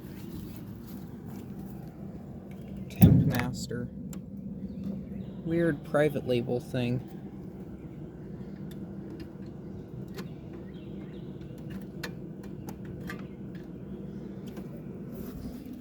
It's just a case.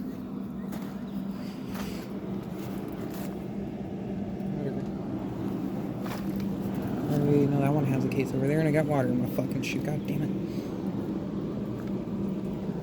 These are through wall Emersons. I'm guessing these are the grills for them. Sounds a little bit knackered. Oh, there it goes.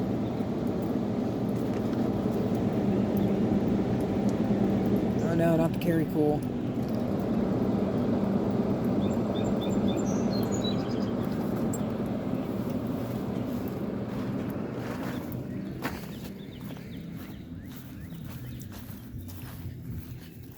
This looks like a pump station.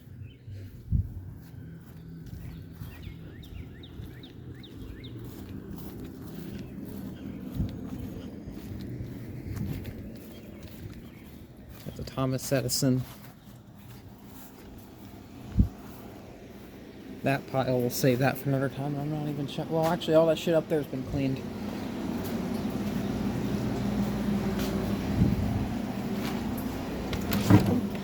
Yeah, I got distracted by the pile. Did you?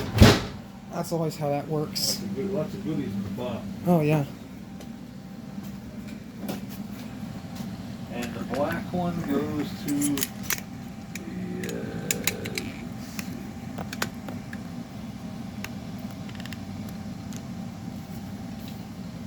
Got any drinks?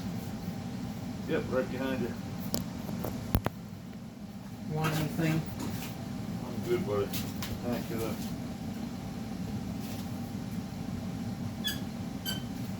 Why is this not open?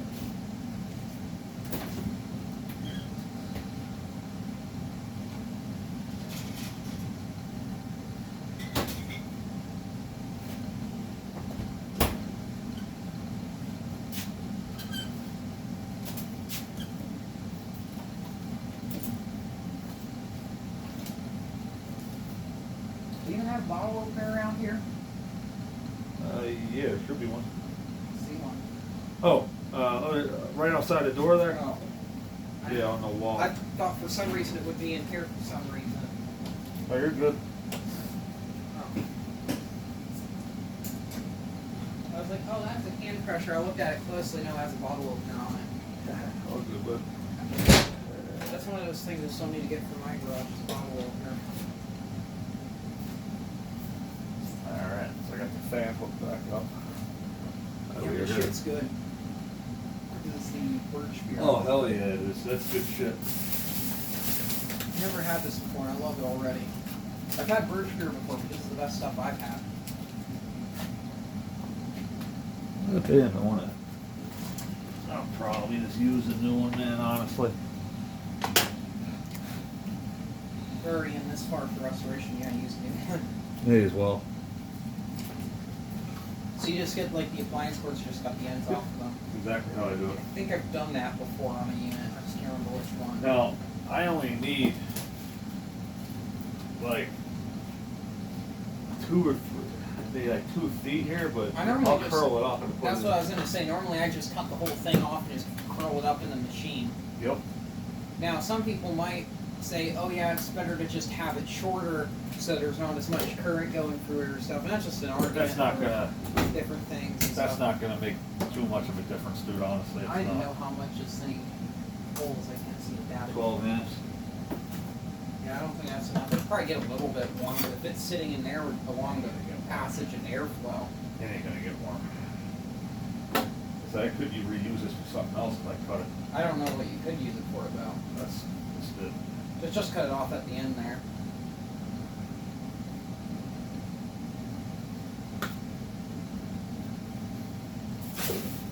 So how expensive are those things now? What? These appliance cords. $21. God damn, I remember when they used to be like 11. Yeah, how about it? Fucking inflation. You get that for $11 no more, buddy. Yeah, I feel like one of the first things we were talking about when I got here is how inflation fucked us all over. Now we're back to talking about how inflation fucked us over. It's a topic I can't avoid anymore. It's hard to avoid it when it's all around you. In all fairness. I know, right?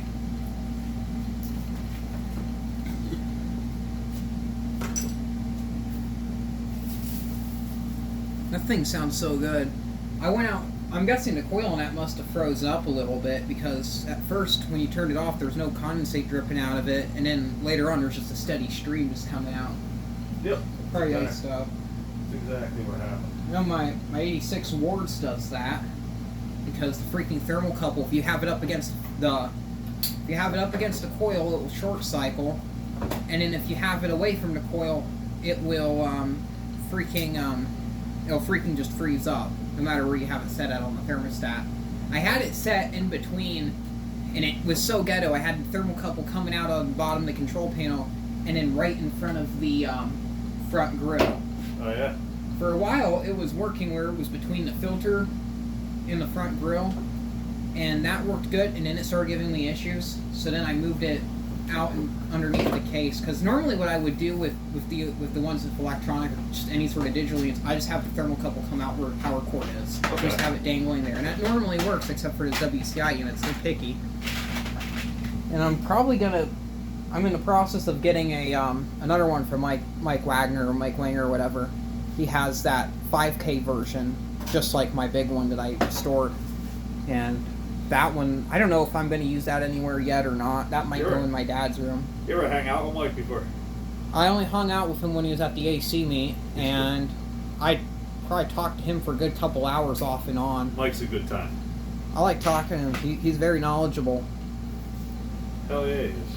He bought that one unit off of Andrew, that Western Auto thing that had like it was a Gibson built one with the loop was drilled into for some reason, and then he took the loop off and then put a new one on. Yeah, Mike's a good friend. Very knowledgeable. I like people like that. This whole community's full of good people, though. I like it. Oh, for sure. Very good.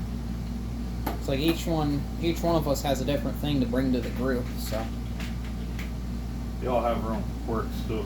yeah. I'm the weird one. I'm probably, I guarantee, maybe Jordan's probably like this too, but I'm probably the only one that likes the early 2000s and 2000s era Samsung units. Yep. Everyone else probably crashes them. Yeah, probably. I think Jordan finally starting to like them because he's messed with enough of them already. I know a lot of people are starting to realize that the WCI units from the 90s are good. So I'm not the I've only always one. known those were good. I remembered watching. People don't think that they're drunk. A lot of people just think that they're too new Yeah. to mess with. I know there's some people, they say that the Frederick stuff is good. I don't like it because of the rod issues. If they didn't rod out, I'd say they're great units, but... I didn't think they're ugly. Actually, the 80s Quiet Masters are. The 90s ones are too. Those are even worse. Then the ones in the 2000s are also ugly, like that one that's out on the pile with the heat strips in it or whatever. Now, the only reason why I'm putting that one in my garage is just because it's probably the most efficient 8,000 BTU unit I've ever seen, and I need efficiency in my garage because the electrical system out here is on life support. Yeah, it could be a problem. Eventually, I'll get that hot point super thrust in there. I could have grabbed those for you. You're good. We're not used to having someone else over here. I'm used to just being me and the radio. In fact, the only reason I'm afraid I don't have the music on is because I'm bullshitting. Copy wrong. Oh yeah, that I'm bullshitting right now. So Oh yeah, that too. yeah, I'm For all I know, we could have probably missed some like good songs because that station's like playing bangers all day. Oh, MMR. Oh, MMR always plays good music. Around me, the one station I always listen to is 97.5 WONE, I've heard of that. and they have some good stuff on there. But they're the only. Recently their playlist is just hasn't. Like I felt like it used to be better a while back. Yeah, they're new and old, right? I think Canton's where they're based out of. Canton or Akron. I just mean like the music they play classic and modern, right? No, mostly just classic rock, some 90s rock. So you don't have a station that plays all the way from the 60s up until now? That's what MMR is. 101.7's like that, but they play a lot of ads, and then it doesn't come in very good on some of my receivers for some reason. I've been having issues with the antenna on the stereo in my garage, so I have to fuck with that again. I have to take that whole freaking stereo down, and the one speaker on it's screwed up. Because it's a bi-amp JVC from the early 2000s, and the tweeters are on the one side. I've just decided to be like, the tweeters on the right side just decided to just stop working. Like if you smack it, it'll start working. I just can't turn it up real loud because the subwoofers are so powerful and they're in the same cabinet, then they just rattle it loose again. So I have to take it apart, redo the connections. I only paid $3 for that system. Ain't bad. It's no like badass like 80s Marantz or anything. I wish I had that, but I have a 70s Yamaha I could use. But Yamahas are good. I don't want to use that one out in the garage because that used to be my grandpa's receiver. probably one of the best ones I Sentimental. have. Yeah, it was my first vintage receiver. So, oh no, my first one was that shitty Arvin tube amp that worked half the time. But we all start somewhere. Oh, absolutely. I always liked the component systems. I mean, not component. I like the all-in-one mini systems from the 90s. The ones that have like the disc changers and the cassette players that are a pain in the ass to work on when they break. I grew up with one of those. I had those my whole life. So my dad had one he got in high school in 1998. It was a Sony, and I still Your have dad it. was in high school in 1998. He was a senior. Oh my god, I'm freaking old. Graduated in 99. What year did you graduate high school? 2008. Oh, jeez. I'm 10 years older than your freaking dad. How old are you? Wait, no. No, your dad's 10 years older than me. Yeah, my dad's like 46 or something. Yeah, he's got 10 years. That's crazy though. Like, as you being as young as you are. Yeah. Your dad gives you shit for the ACs, huh? Yeah, he don't like that hobby. Well, he also doesn't really like any of the hobbies that I have. What's his hobby? Reading. He does a lot of reading. Likes music. He was in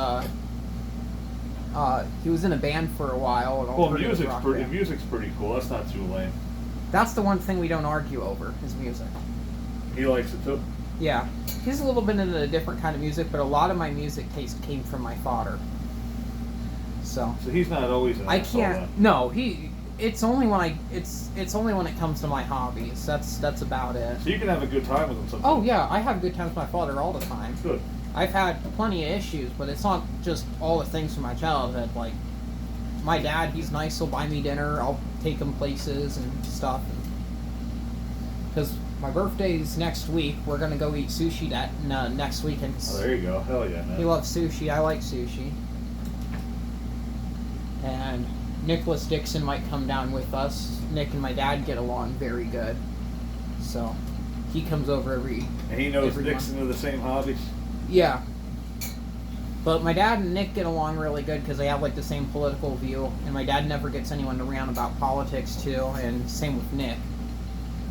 So they'll sit down and they'll sit in the living room or something and like, well, I'm asleep. And they'll be talking about politics for like several hours. Oh boy. I can only talk about politics for so often. I can barely do it because I just say the same thing, but I've noticed in recent times people are starting to like understand the common sense now. It's a real shame, man, because I had high hopes for freaking Trump. I really did. If he would have stayed true to some of the things he was doing and would have actually did some smart choices, he would have been a good president. He was wonderful the first time. Yeah, I didn't mind him then.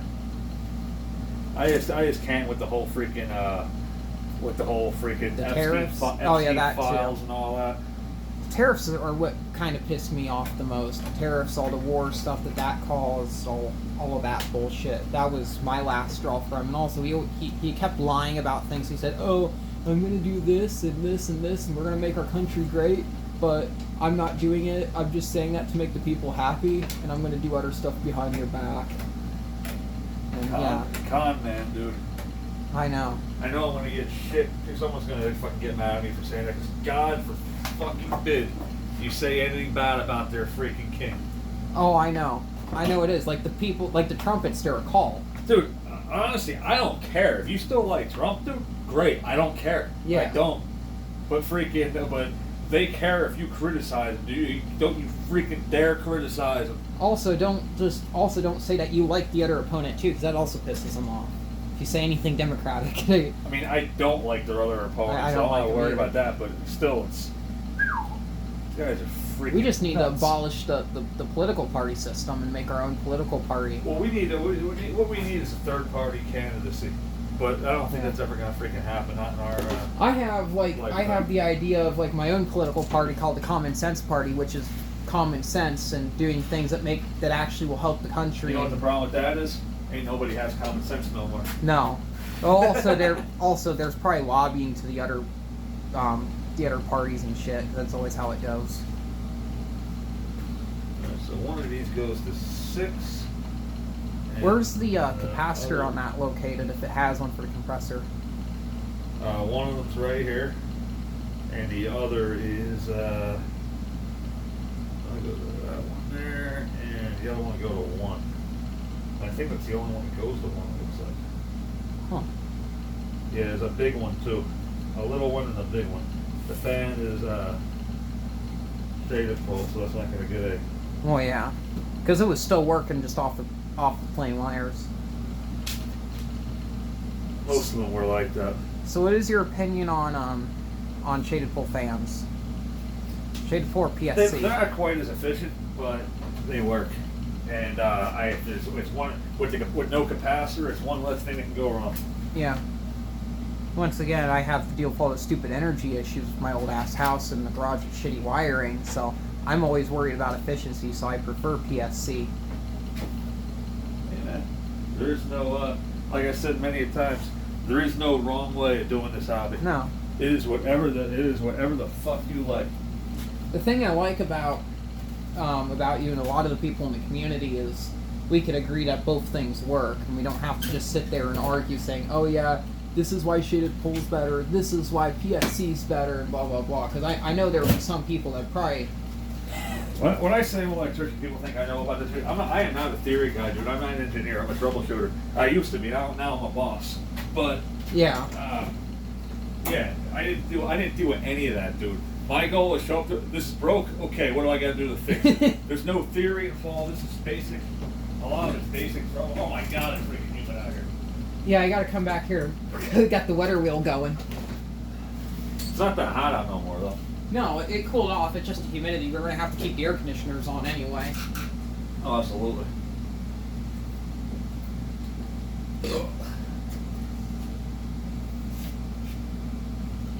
One thing I will give that 14,000 BTU GE piece of shit from 2019 I have, like, credit or whatever, is it's really good at dehumidification. I believe it. And for some reason, some of those came factory with drain holes. I don't know why. Some of them did, some The of them Super didn't. Thrust did too, but they gave you an option of whether you wanted to pull the plug out or not, and most people didn't. Yeah, well, a 'Cause they lot of didn't those know. shitty modern units still have the plug installed. Some of them, like the ones built by Greed, it's 2 screws that hold it on the side, and some of them have it on the bottom. But the mine was one that had the 2 screws and the shitty rebuilt one. That's why it's dying already, because those were junk. I'm pretty sure if I would have never removed that drain plug, the back coil would have rotted out already, and the whole inside would be full of mold. That thing stayed very clean. I've had it in there for 2.5 years straight already. Oh wow! Never taken it out and cleaned it. I'd say it's a pretty good run. Well, I'm also kind of abusing it because I kind of want the thing to die. But then I say that and then Why? because I don't like it. It's gonna die anyway, and I'd rather it die in my possession in it than me selling it off to someone.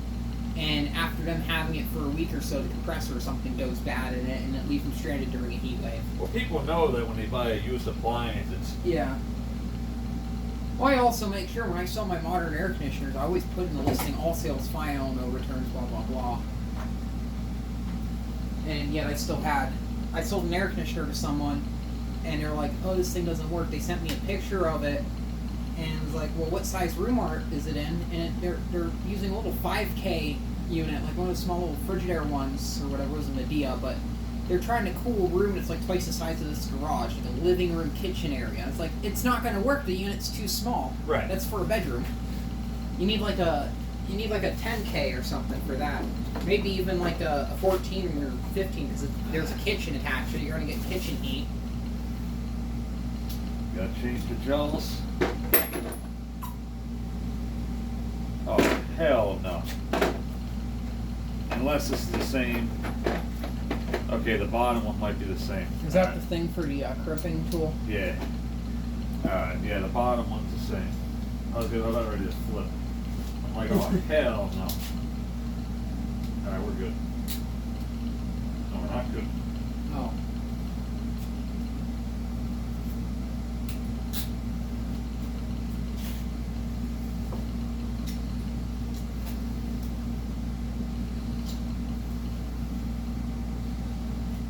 Yeah, I don't know.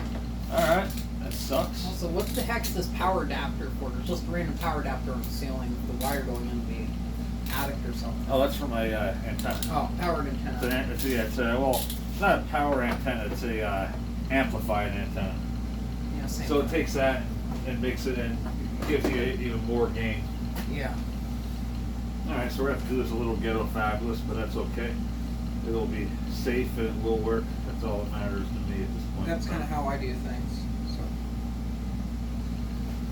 I mean, I like to. I'd rather it be right, but Sometimes I mean, you can't always do it the right way. certain situations where you just gotta do what you gotta do, and I think this is gonna be one of those times. If you do things a certain way, no, that's not what I was saying. I was quoting the wrong quote. God damn it. Fuck. Why can't I think of the quote I want? You can only do certain things with certain tools, so sometimes you have to make stuff work. That's what I was going to say. You're absolutely correct. I got too much information, just not a good way to spread it.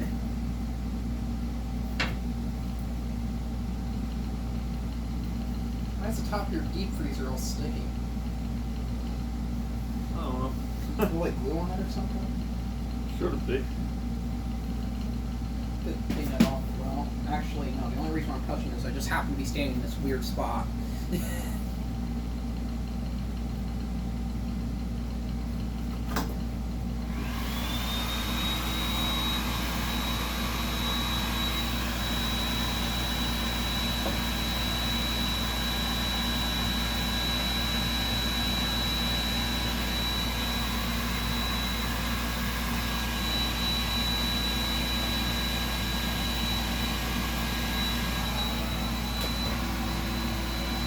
This is a little bit overkill. Yeah. Well, it'll work. Oh, it'll definitely work. Yeah. Mind if I turn the shutters off? I don't care. I'm getting too cold. I'm probably going to turn the Admiral back on. After you reach the button. Man, I think we're going to have to get that switch rebuilt. Need some lubrication. I know Andrew, he found out a way to rebuild those switches. Oh, they're not bad to rebuild. I always was like afraid I'm going to take one apart and it's never going to go back together ever again. Well, all I gotta say to that is, if that's actually the case, it doesn't. Obviously, if you had to take it apart, it already wasn't working, right? Yeah, good point. You could retrofit a different switch system. I also noticed you had one of those 90s wetter wheels outside, those last gas ones. Kevin Souls. Oh, I thought that was Vans, or maybe it was Vans at one point. I don't know. I know Van had one for a while, or had two of them and brought one to meet. That was the first ever wetter wheel I saw in person. Was one of those shitty 90s through wall units. They actually made those up until 2000. Yeah, there was a one with like the curved grill or whatever. Yeah, I don't like that one at all. I would like to find one because it's like the last era of the wetter wheel. And it probably has a crappy Retchie compressor in it, but it's kind of the last of the good stuff and last of the classic design. They're out there. I said they made those up until 2008. I love the AJ. She angry. The fan on this is almost dead silent.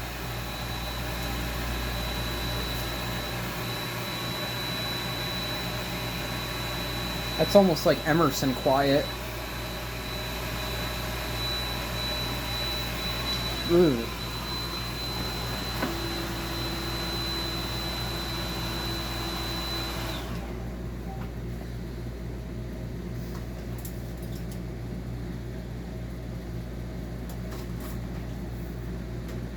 Jeez, what a gorgeous unit that is.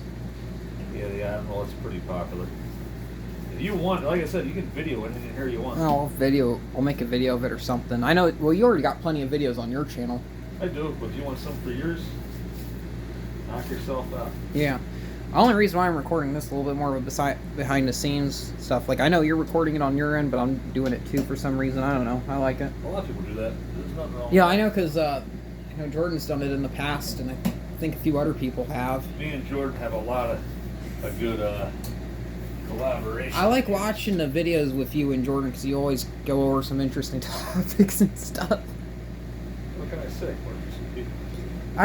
I think I've only collabed with Jordan twice. You met Jordan in person now. Oh, yeah, a few times. I have a video with him earlier last year, or summer last year or something, after the AC meet or something, where I went over to his house on my way back from visiting my friend in Maine, and we worked on a fan there because I couldn't drive from Maine all the way back to my house.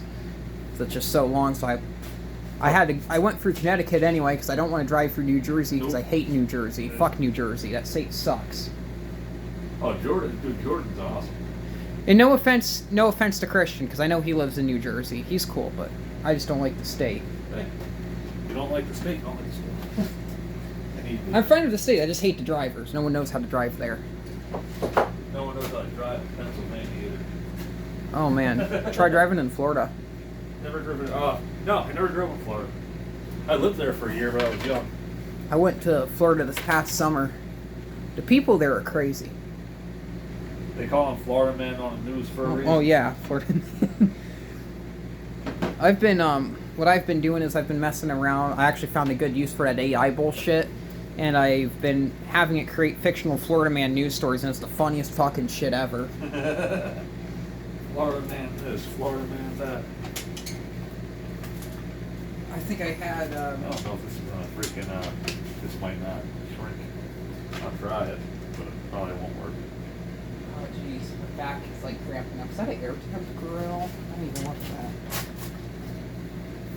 Stand over somewhere and I look at something like, oh, is this a heater, a mono, or an air temp? This might be for that one that Kevin has outside. I can't identify it. That you showed it to me. Yeah. That's an amount. Okay, so that's for that one that Kevin has for Dave. I get him confused.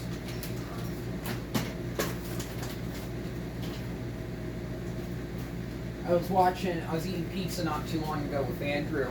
Because we only live like a block away, so we were always hanging out. But one of the days I was watching a video of where Dave and Kevin were over here, and you guys were working on units out here. And I was like, oh yeah, Dave looks a lot different, and Andrew's like, well, that's Kevin. He's like, are you sure? We only met him in person one time. And then later on, it's like in the video, it said like, oh, that was Dave or something, blah blah blah. I was like, oh.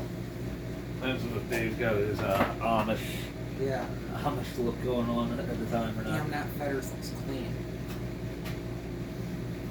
I know, I've said it that. It does look brand freaking new, man, don't it? This is why I had you restore my thin line. You know how to do this shit the right way. I do. It's not easy either. I was thinking about bringing my fashionette to the meet, but because all it has is shitty curl, I won't bring a bunch of stuff to show off. Maybe one of the other years. And also, after I just did all the painting, even if the clear coat, I still have issues sometimes with the paint getting scratched up and stuff. It's I'll probably hold up there because it's plastic, but yeah, those things. But that was first year of the fashionette was '66. Was it? Yeah. The first ones had the push buttons on it, like mine. The three push buttons and a dial. And then after that, they had the three dials. And then later on, they switched the design to the one that has the flat vents on the top. I was actually able to find catalog photos of all different variations.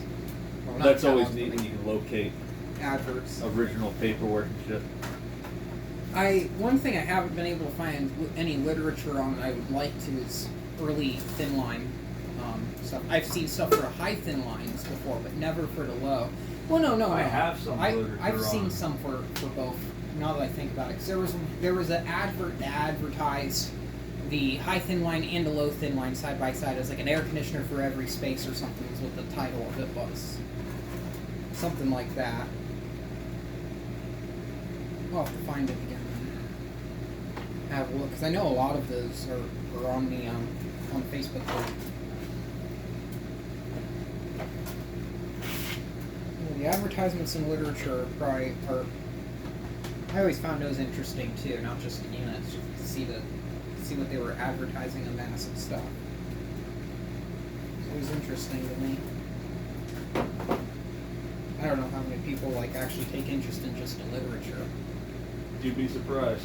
I know Rick Swanson, he's real big into literature. I would love to have. As for anybody who's in the literature and not the actual units, I don't think anybody. You say they go hand in hand. Well, yeah, the units are always the units are too cool. That's the thing. They are. Literally. I would like to get some freaking Emerson or Fetters advertisements for my garage. I think that would be sweet. As much as I do like General Electric, I never really seen any like posters or anything from those brands, but I've seen signage and stuff from both Emerson and Fetters about their air conditioners. So it's like, yeah, probably make more sense for those.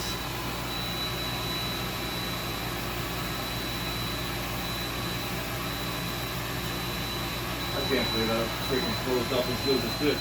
I didn't think it was going to. I still can't get over how nice this thing looks. So. Well, you really like it, huh? I love this air. It's a Fetters, of course I'm gonna like it. Well, I mean a wetter grill. There goes my 220 volt heat gun. It looks like it's ran off of 110. If you don't know the joke, you won't get it. Is it dual voltage or something? Yeah. Oh, okay, that explains it. It's the only heat gun me or Jordan has ever seen. Yeah, there was a big whole joke video behind that.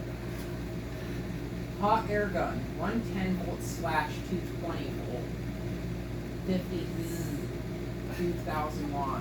This is America. We don't use 50 because 60 is hot air gun. But it's good to know if I ever move to Australia and take it with Yeah. me, it'll still work. Do not pull out the plug until 20 seconds. The motor has completely stopped running. It has a cool down cycle. I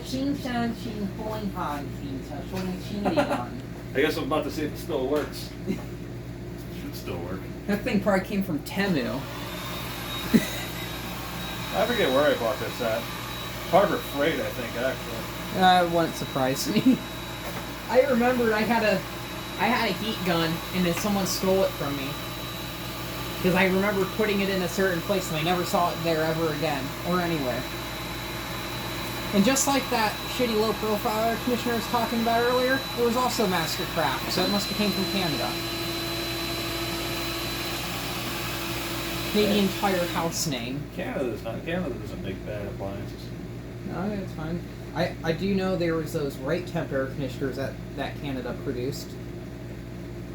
Which those always used like AEs and stuff, like it comes to recips. I wouldn't mind finding one of those. I wonder who made the wrong temp ones. I don't know who made. I think it was like their own. I think that was like a OEM. The wrong temps. Yeah, the right temp units. Those were. I think that was the OEM. I've seen those in the U.S. before a few times under the Electra Home name and the Kenmore name. Okay. Well, Kenmore, they used a bunch of different OEMs. They used Kenmore, Gibson, Whirlpool. I was about to say Whirlpool's the biggest, Gibson but was they also had Gibson was Gibson. second biggest. We'll go to Terminal 5. And then later on WCI, obviously, because Gibson became part of WCI. That they did. And GE, I've seen that. Well, that's mostly for the carry cools. I don't know if there was any other Kenmore branded ones. I know Penny's rebranded like the Fashion Airs and stuff. Was there ever a rebrand of the Slumber line? I feel like there may have been a Penny. Well, yeah, that obviously. Oh yes, I think there was a JC Penny. I think. I'm thinking there was too, but I'm not sure. We'll have to see. Don't quote me on that because I'm not 100% sure. Someone might write into the comment box I think saying there that, was. being like, "Oh yeah, there was a version or something like that." And I also found out, like this past year, that over in Japan, apparently the GE Super Thrust units were sold there too. Yep. Which I just find that crazy because, like, you look at pictures of Japan in the 80s and 90s, and you just see Super Thrusts everywhere. It's like they imported air conditioners from America. That's how you know that we had the best product. Oh yeah, for sure. I could change this back over here a little bit. I kind of feel like I'm blocking the whole freaking Hey, if someone's complained about your video angle, they probably just clicked off and then went over to my channel and started watching it there. They have a few people ditch, but not yet. Most people are. I don't think I've ever done that. I know I've watched both your video and Jordan's videos, those little profile units, because those are interesting to me. Those were a big curiosity for me for a while, because there was never really any good videos of those on YouTube. I remembered for a while the only video, there was 2 videos on YouTube of those. One of them was an old video from Bruno Show 124, and then the other video was was some guy somewhere that installed one in his garage. But besides that, never seen any other videos of them until recently. I think a few people have gotten them now. Those are up on my list. I don't see them very often though, probably because plastic on those always shatters. I didn't think they were that rare, but I don't see them around me anymore. I used to see them once in a hot moon.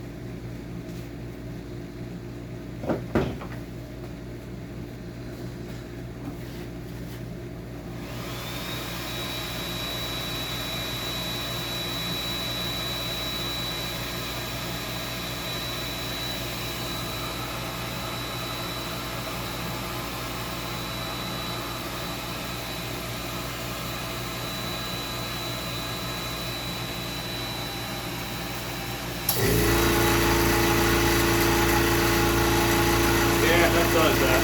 Air compressor, and that fell.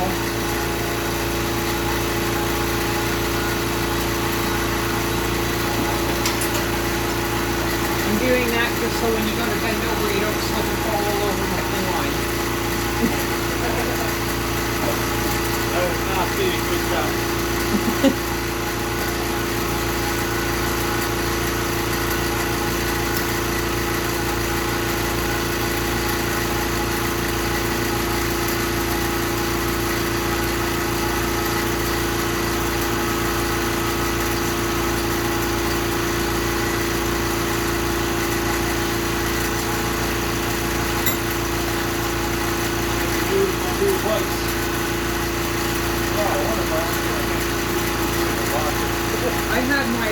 I didn't have my vise mounted to my workbench for a while because when I was building the workbench, I was going to put my vise on it because I originally had it on a table. And then during when I was building that workbench, my garage had that really nasty flood where there was like a foot of water in there. And then the vise got ruined. The bearings in it broke or something, and it just never worked ever again. So I didn't have a vise for a while. And I was talking to the person that picks up my scrap metal, and she's like, oh yeah, I found a vise on the side of the road. I can't get rid of it because it's still good. I don't want to scrap something that works still. I was like, hey, I'll trade you my broken vise for that one. She's like, yeah, sure. So, yeah, have a new vise. She made some money, and you got a new vise out of the deal. Well, she hooks me up with shit all the time because I'll set aside junk for her to take to scrap, and then she gives me good stuff that she doesn't want to scrap. I've gotten a lot of good things, mostly old fans. I've gotten a few air conditioners from her too. Oh, yeah?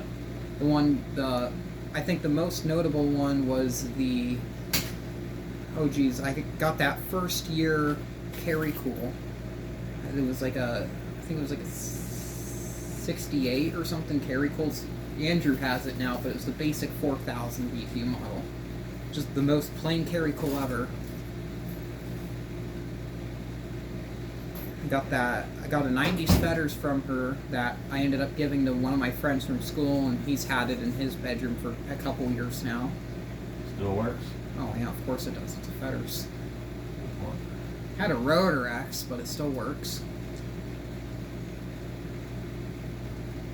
No, I'm serious though, Frank, I think it was Van that said it the one time. They do seriously get more hate than modern units do sometimes. I never really thought they did, but I'm wondering if people are just... 80s and 90s Fetters? Yeah, dude, people love the shit on those. I'm wondering if they're just hating on them just for jokes, or if they're actually serious about it. They're serious. Because I feel like there's a lot more, like, worse units at the time, like, especially the Frederick stuff. I'm surprised those don't get as much hate as they do. But I think in recent years they've started to actually get the hate they deserve. There's much worse units out there than that, man. What are some like units of that era that you just don't like or you think are bad? That aren't Frederick or Fetters. Bad, or I just don't like them? Just bad. Just awful. None.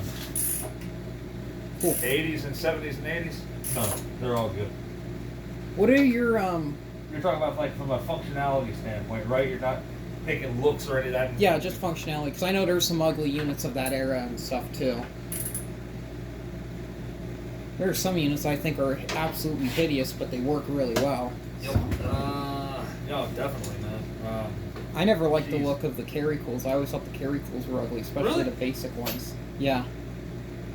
As far as I like the outsides of them, but I never liked the inside of them. Frederick by far were the ugliest of that era. There is, but from an engineering standpoint, they were really good. if they didn't rust out, I'd say they're good. They always had those rust issues. The earlier ones don't. Like that one that you had in here not too long ago. I don't know where the hell that one went. It's at my mom's farmhouse. Oh. How's that one working? Awesome. Of course it does. It's old Frederick. I love the ones that have that old logo that goes up the back. Diagonal. That looks so good. Yep. That it does. I do like the... I don't know why I like these, because they're not good units, but I like the Q chassis units of the 90s and 2000s. I don't know why, I just like them for some reason. Hey, you like what you like. They're actually kind of junk, but I'm getting one next year at the meet from Christians. Build quality wise, dude, I can't knock Frederick at all. It's all about my issue with Frederick is all their design. I don't like the rust coating. Like anyway, you had Emerson Quietical that made probably the nicest looking unit of the late 70s, early 80s. Oh yeah. I have a hard time with that because there's some the Emersons, they look great, but okay, no, I think the Emerson's the best, but then you have the General Electric Hot Point. They were still fantastic. Oh yeah. The Slumberline's one of my favorite looking units from the outside and inside. Oh man, those things just look gorgeous. See, I like that. My favorite G is the Hot Point Fashioner. Oh yeah, that was like a childhood unit to you. They're rare. Something. The one that like your grandparents had or something. Yep. They're incredibly freaking rare. Took me years upon years upon years to find one. And when I finally did, it was the best thing ever. Would you say that would be like your Holy Grail unit?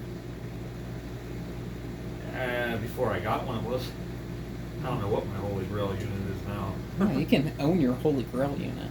Like a unit that you've just been searching for, and even after you found it, it's still like prized. Because that's how I feel about this thin line.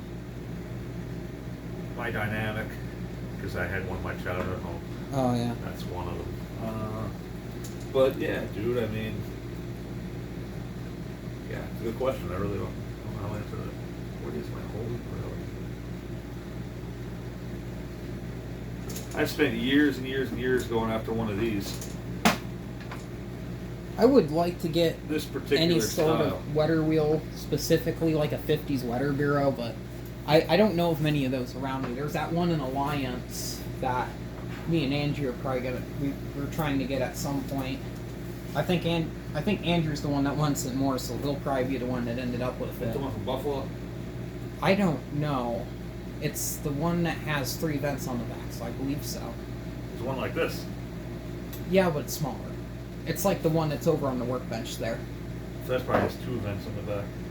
Maybe it did. I know Andrew has photos. If you ask him, he'll probably send them to you. I'll ask him later tonight. I just want photos. I don't need to steal his unit out from under him. I just want to see a photo of it. Oh yeah. See what it is. Who knows? At some point in time, we'll probably end up here at the AC meet all restored or something. I don't know. Well, Andrew's more of like the person that just makes it work functionally. Doesn't really care about the cosmetics. Just does the. Because he'll have things that just have like awful patina on them and use them like that. He has this one like box fan that was in a greenhouse for several years, like 20 years, after a motor C stuff, and he got it going and he just uses it. Well, this thing looks like it's gonna fall apart, but it won't. Yeah, some people, man, it's all I care about. I just want it to work. I like things that look good. Yep, me too. Looks do matter, at least in my opinion. Oh yeah. It kind of depends. Like for me, if a unit doesn't have a front grille, it kind of fucks it up for me. It has to have a front. One, I have a sad story in relation to this. Have you ever heard or seen a Suburban Dynacool? What? Suburban, I mean, like heating and cooling products. No, never. So they had, well, you might know them because they made these through-wall propane heaters that looked kind of like window air conditioners. They had like the circle vents on the back. Yep, I've seen those. That company, they made a window air conditioner called a Dynacool. Those were called a Dynaheat, and there was a Dynatemp, which was a air conditioner and propane heater all in one package. Very weird thing, and it looks like an Emerson quiet cool casement on the outside with a weird exhaust stack coming out of it. They're so weird. I know of a few in Michigan actually. Do you know more than one of these? Oh, these things are rare as shit. But I had a Dynacool. It's from the 80s, and I believe they hired Matsushita to build them, or Panasonic, because it looks like a Panasonic unit of the era. But push buttons, like 4 push buttons down, or 5 push buttons if you include the off. Had a dial thermostat on it, I'm pretty sure, or slider. I can't remember because it's been a while. It's like junked the control panel off of it for some reason, or parted it out for something else. I know he took the thermostat out of it and put it on another unit, but I found someone told me about that unit because they had it sitting behind their garage, and I went to go pick it up and was like, I didn't know you wanted this, and I already threw away the front grill for it. And I got so discouraged after I brought it home. I just put it in the back of the shed, and I just thought, oh, I need a part. I need a thermostat for my Emerson. So I just took the thermostat off and said, oh, I need a capacitor for this other Emerson. Took the capacitor out of it. I think I pulled a bunch of other things. And it just sits in the back of my shed, this ultra rare window air conditioner that apparently you didn't even know about. And it's just sitting there just with parts coming off of it. But I do know of two other ones that exist in my area, so. Never heard of it. There's one in my neighborhood. I'd definitely be interested in seeing a photo of it. Oh, I'll get a picture of one, because I know of that one that's in my neighborhood. They're pretty iconic. They're chocolate brown. They have 4 square vents on the side, like an Emerson. Oh. And they're small. They're like a smaller size. Not like How old are they? Be like 80s, late 70s, early 80s era. Interesting. The only unit I've ever seen do that is Higher. Oh yeah, well, Harrier. These would be a little bit bigger than the Harrier ones. Harrier. But the units are chocolate brown, and they have, I believe, a black base pan. And they're fixed chassis units, so not slide out. Oh, really? Yeah. Very weird. And metal side curtains too, by the way. That's a sign of quality, because that was pretty much a thing of the 50s, and that was it. Sometimes Whirlpool 60s. continued with the metal side curtains all the way up until like the mid 2000s or so, when they stopped making units. Yeah. Whirlpool was the last one with metal side panels, because they did it all the way up through the 90s. I don't think anyone else did it. Maybe Gibson. No, Gibson did plastic. I know Westinghouse, they did it until they got bought up by WCI. So yeah, Whirlpool was the only one that was doing it for a while.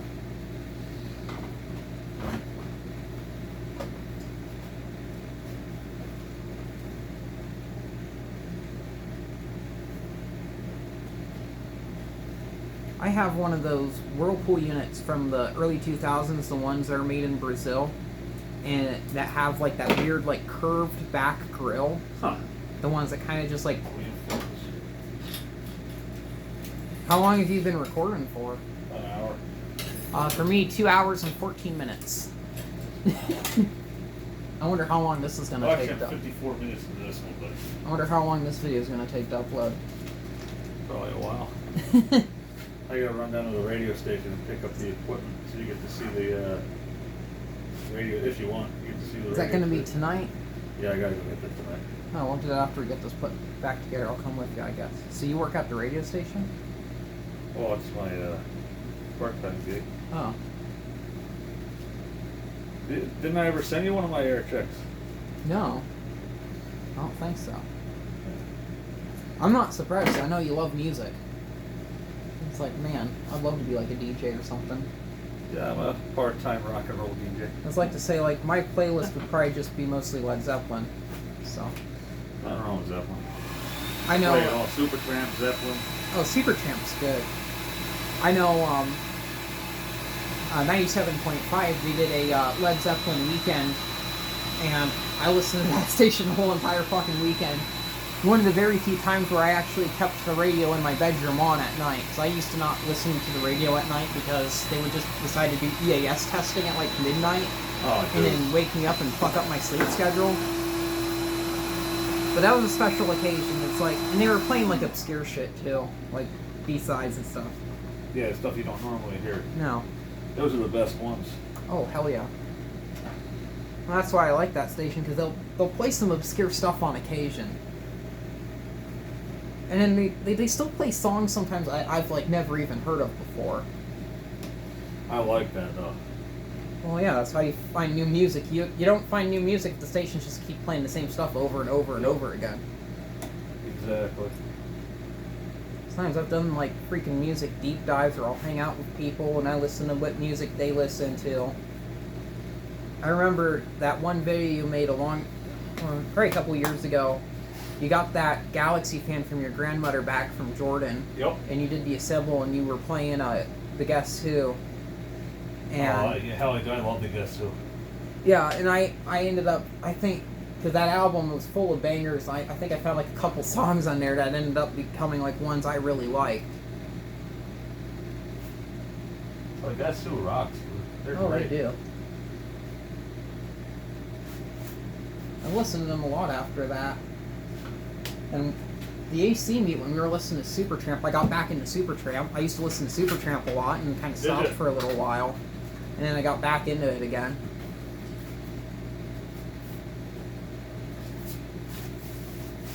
Yeah, music's a very therapeutical in my opinion. Oh, fuck yeah.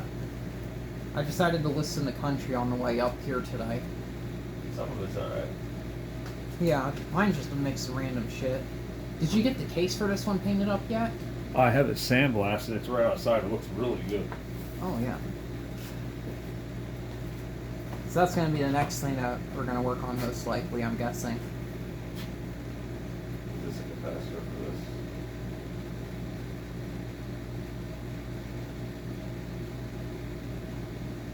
And microfarad. That's it right there. I thought I could have sworn I sourced out a new capacitor for this, but I guess I didn't. I could have sworn I freaking did that. It's positive I did. Yeah, it calls for a 14.5 microfarad.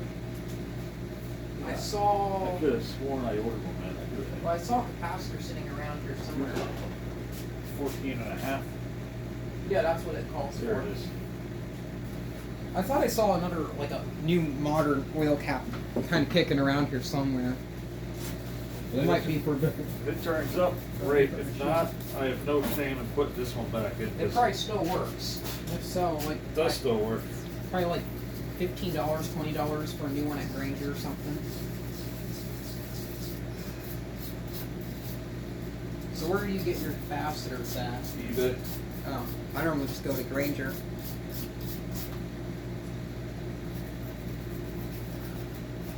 eBay is probably more convenient because they'll ship it to you. It is. I mean, I don't have any local. Okay, I do. It's some of Warriors Electronics too. Oh yeah. I know. I used to work for a company that did tornado sirens, and we'd go into Granger on occasion and get stuff, and that's kind of how I learned that they had motors and capacitors and stuff there in stock. So on occasion, I'd just go in there and I'd buy a capacitor for something. The one Emerson Quiet Cool I have, it's a Crosley branded one. Oh, they're rare. That was my first ever unit with a recip, actually. Oh, really? And still my favorite unit that I own. We're one of them. I have a few. The thin line's probably my favorite, and I also really like my Fashionette. My favorite non-GE unit is that Crosley Emerson. And I got a new capacitor for that. Oh man, that thing's great. Actually, one of the units I have in the back of my car, the only vintage one that we're going to be pulling Freon out of, is a base model 8000 BTU Emerson. It had some sort of weird electrical issue with it, with the thermostat. So I pulled various parts off of it for other units, but the fan motor and compressor are still good. It has an old Matsushita in it. Okay. Matsushita rotary, that's one of the reasons why I scrapped it. But the base pan on it's good. Andrew has another 8K Emerson, and the base pan on it's rotten in several spots. So I was going to give him the base pan off of this unit for his. And his is very similar to it, except his is a higher end model with the that has separate fan speeds. This one's a single speed. His had 3-speed. And the energy saver, or watt watcher, as Emerson called it. The Watt. oh wait, go figure. There's happened to be a control panel here for one. Yeah, the odds of finding Emerson Quadricle parts in here are very high. I still don't own an No, I have an Emerson. I don't know if it has. I have a base model 8000 BTU Emerson with a 2-speed fan motor that has the rocker switch. Okay. And then another rocker switch for the energy saver, but it's not labeled as watt watcher on that one. Well, energy saver and watt watcher are different. Energy saver is just exactly what it sounds like. It's a cycles a fan on and, you know. Or was that the same thing with the watt watcher, or was that different? Some of them say watt watcher, some of them don't. Because mine just said energy saver on it, but it had the two like normal toggle switches, and it had like the cool flick switch on it, sadly, which I wish it did, because that switch is cool. I found the story behind that unit was interesting because there was community yard sales in my neighborhood, and there was a house I went to, and they had a late 80s, early 90s Fetters air temp in the upstairs window, similar to the one that I had growing up. And I asked about it, and it's like, well, that's a good air conditioner. We have another older unit in our back bedroom. If you bring it down from the second floor, you can have it. So we go inside of this house. Can't go wrong with that. Me and Andrew climbed up the stairs, like 100-year-old house, moved a bunch of furniture and bedding out of the way, and sure enough, it was a EQK. So I was like, oh, that's cool. So I grabbed that one, and I tested it when I got home.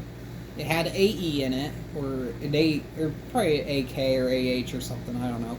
Whatever the 8Ks have. Sounded badass, like they all do. And then I sat it in the shed, and it's been in the shed since the AC meet. Because that was like right before we left to go to the PA fan and AC meet.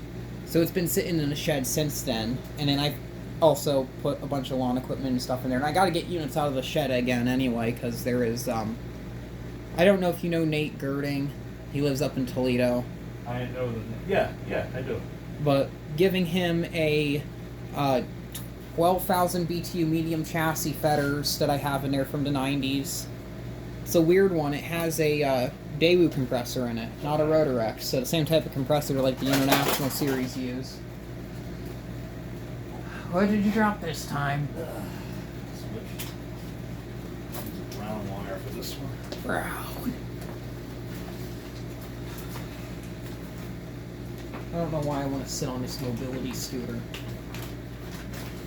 That's for my when I get my foot operated on. That's what I have that for. Oh, what's going on with your foot? I got freaking some pain in there, and I got a freaking cyst. Oh, that Freaking sucks. that'll suck. So, Hopefully that won't take too long. I'm hoping not. No, my luck, it will. I'll be down and out for a while. Let's just hope when that happens, it's during the winter time when it kind of like is unbearable to do projects and stuff. I'd rather be in the summertime. I can be off work all summer.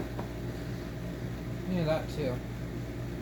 Well, in that case, then like I'd have to be over here, or someone would have to be over here to help you doing shit the whole entire summer. I would just be relaxed and do it honestly. I don't do enough of that.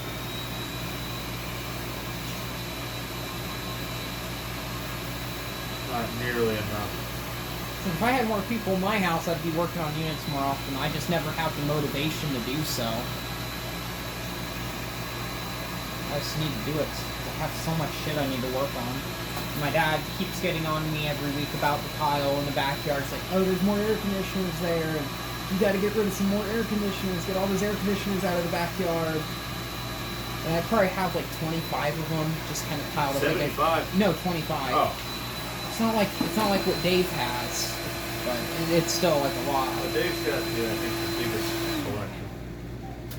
Yeah, Dave's got me beat by a lot. And almost all these units are modern. I have a few like vintage ones. Like I got some Panasonics out there and stuff, and a Gibson, and I don't think there's any other vintage units in that pile. You gotta get yourself 50s units. Don't have one yet. You will. Get one eventually. I honestly want more 60s era GE stuff. I just like my GEs for some reason. So do I. I hate that they're a pain in the ass to work on, but I love them. Maybe I'll just be the one in the community that just likes the I'm sure if you get good at it, it's probably not that bad. Oh yeah. But obviously, yeah, I do need like feathers and stuff in the collection too. I like my E2Ks. Are they pretty common out your way? Emerson's? Yeah. Not really. Huh? I never really saw many of them growing up. A lot of the ones I saw were feathers built ones. Oh, yeah, I'm talking about the actual Emersons. Yeah, I've seen a few of them. There was one in my neighborhood that I used to see on occasion, and it was, I don't know what era it was, but it had the stamped aluminum case, the red and blue EQK tag, it said Yep. Emerson Quiet Cool on the back of it. And I think, I can't remember what, because I never actually got a chance to see the inside of it, but they told me it had fake wood grain on it. But I inquired about that unit multiple times, like every couple of years. Because during Halloween, I'd go over and I'd ask about it every Halloween. Is it still there? It disappeared last summer. They never saw it again. Haven't seen it yet this year. So you used to take it, they take it out every year? Yeah. So I don't know if they moved it to the back of the house, because one year they installed it on the side instead of the front, like how they normally do. But I know that one has a Tecumseh AE in it, or AH or something, because you can hear that thing down the street, that low-pitched rumble. It sounds good, too. Oh, yeah. They do. But that's not the only unit they have that I want. They have one of those 90s Sharp Comfort Touch units. I like those. Not the greatest thing, because they always have fan motor issues, but I love those. There's one of those I saw growing up. I would like to get one at some point. I think that one is a larger size one because it had a big slide-out chassis. I think all those had slide-out chassis. What's up? Yeah. Sure. Yeah.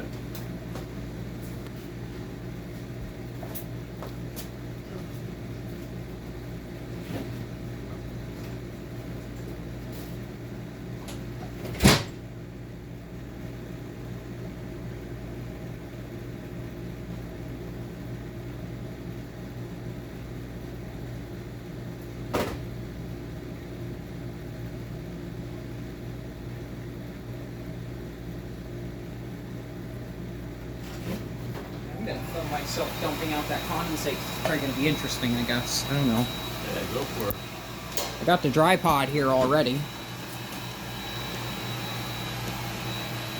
Shit.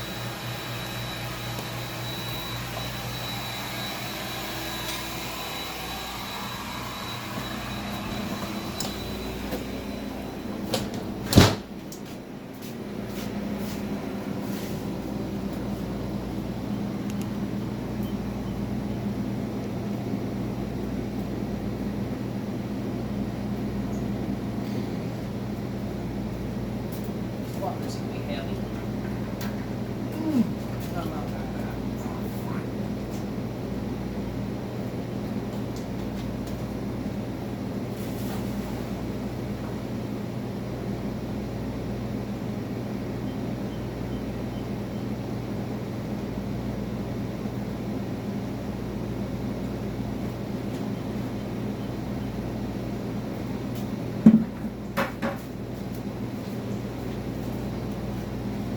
Do a quick checkup on these while we're outside. My favorite unit.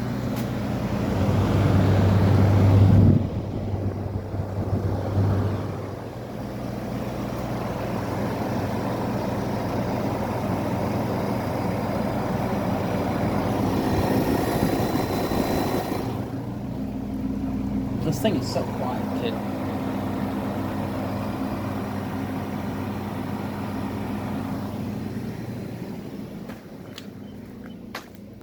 some of this stuff. I didn't show this off earlier. Case for something. Got a Westinghouse of some sort down there. What that is. Emerson Yamashita.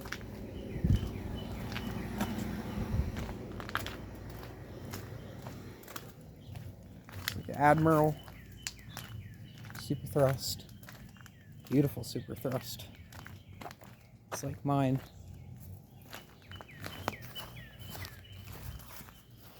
We have the Admiral running.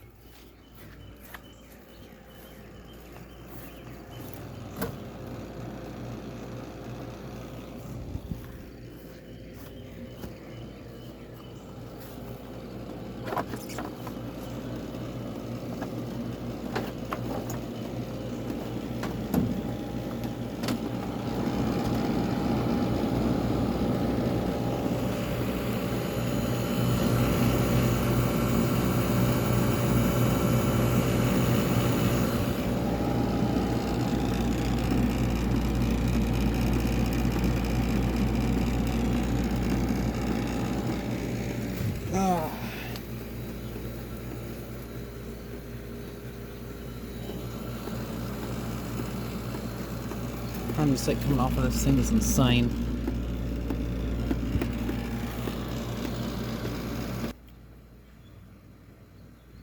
That thing's quiet too. Here's the cold spot.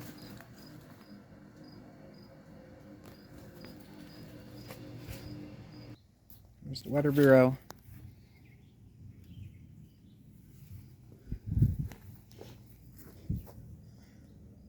Looks like an S. And then back over here to the Philco.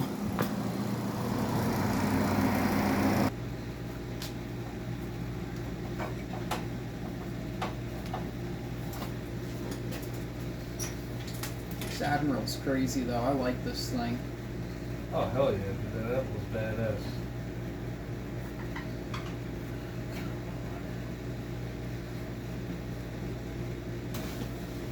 So smooth and quiet. What else could you ask for besides smooth and quiet? I don't think much more. Cold. Well, yeah, that too. It's, Admittedly, it's not the coldest blowing air conditioner I have, but I tell you what, it does remove a lot of freaking. it's like it's a standard. The colder ones are obviously going to be like a coil blower, or like a water wheeler, or like the Philco. This design doesn't. I don't feel like it blows as cold as those. Not saying it's a bad design. It's still a great design. That's what Emerson used. Yep. Most air conditioners use that design. Not many of them did the pull through, you know, the blow through like that.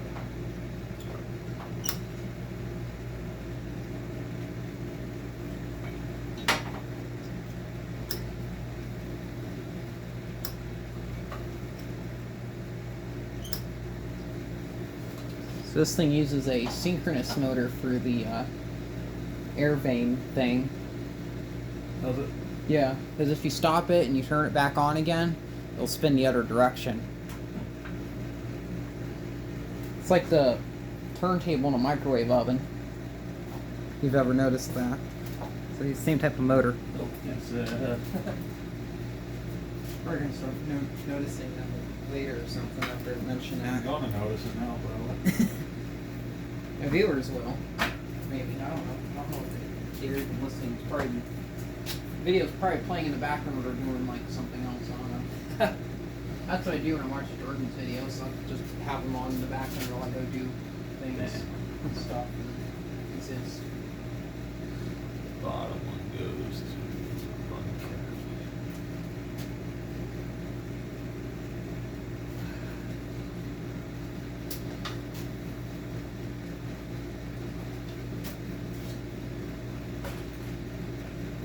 So you got any air conditioner stuffed up in the attic? Air conditioners, no.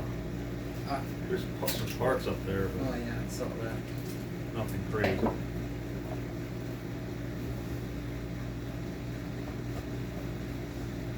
Back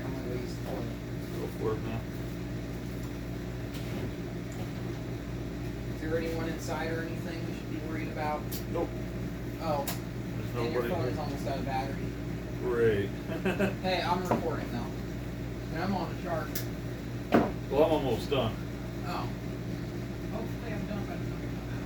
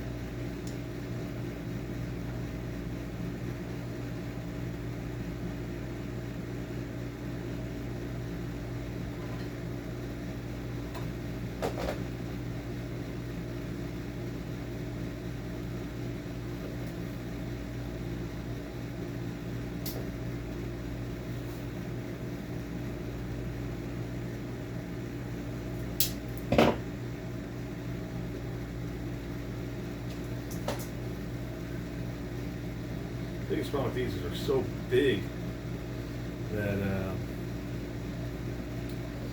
they're hard to get multiple ones in. I'll show you what I mean when I'm done because I'm going to do a quick once over of the unit.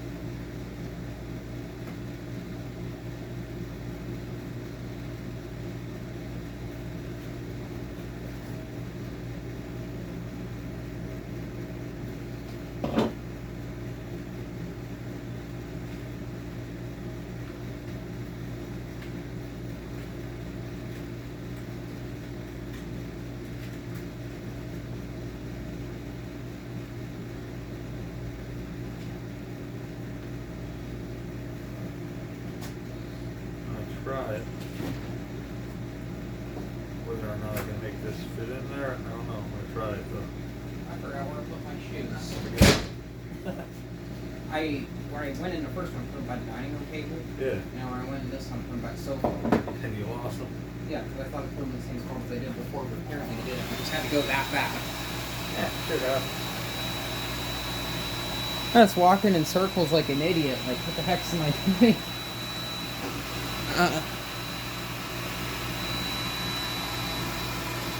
So is this the last wire? One of them.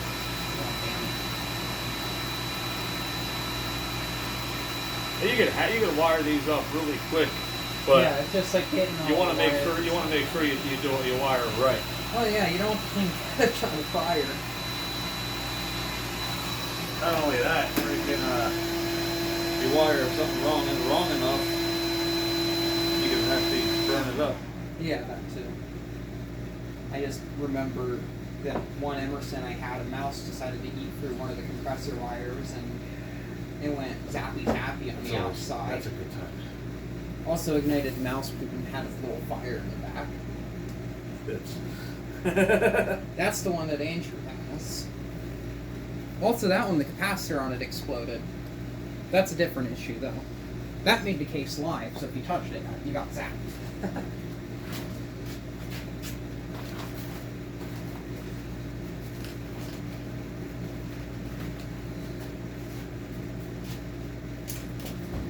That was it, bud. Huh? I think that was it. Oh, yeah. The last. Oh, we're getting close. I'm just ready to hear that S run. Yeah. You've heard an S before, haven't you? Yeah, because I've heard the other ones you had here, but I like the sound of them. Oh, the S is awesome. My favorite. It's sometimes it's a B series, sometimes it's a S series. All depends on what ways the wind's blowing. When somebody asks me what my favorite compressor is, but it's always going to be one of the two. I still like my AEs, AJs, AKs, all those. Well, that CS or whatever is in that massive Edison. That one sounded amazing. CL. Yeah. Despite the compressor being a piece of shit, I like the sound of the Bristol recips. I wouldn't say they're a piece of shit. I know they've had issues with like the vanes on them or something. I've heard people talk shit off them because I don't know if they're actually bad or not, but they're probably one of the best sounding reciprocating compressors. What they want to do is clean up. I'm still recording, right? I don't know if your phone died yet or not. Yeah. It's hanging on for dear life. What's it say? Did it tell me a number or not? It says 20%. Oh, okay. Yeah, we're good. That'll But be good it's for. been saying that for like 15 minutes. It'll go down to 10 when it's ready. We'll do it.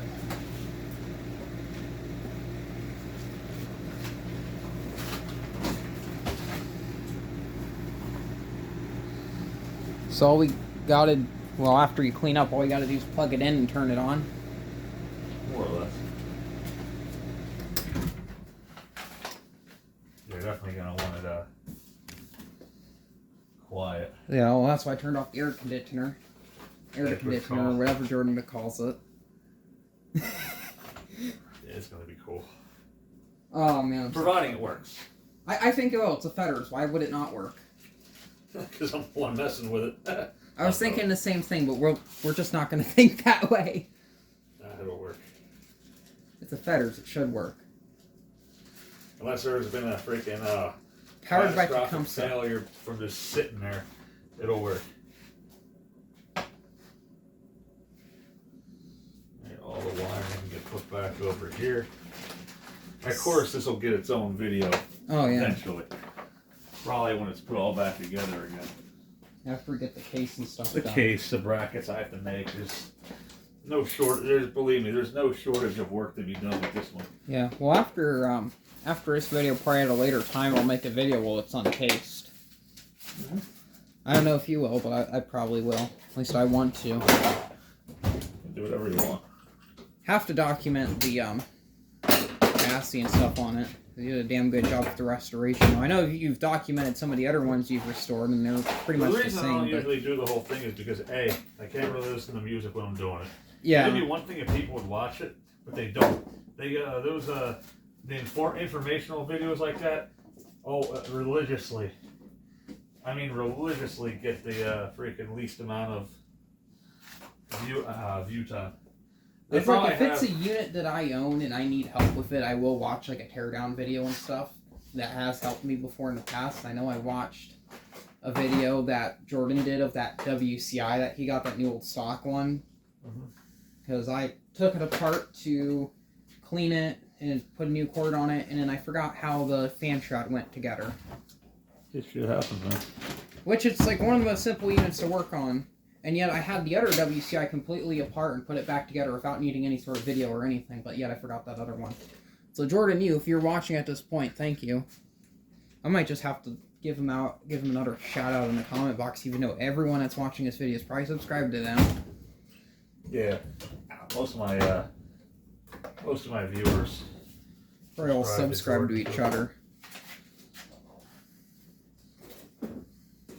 I actually brought my... Well, I said I brought my phone charger from home, and then I unplugged it. I never plugged it back in when it wants to go. Oh, there's a garbage bin there. Alright, well, scissors away. This can go back in here. Can go up there for now. I'm done with the curb kit at this time. Oh, screw it. I'm gonna have to unplug this because I do want to get up close with this thing. I mean, this cover just still gotta get put back on, but I'll run without that.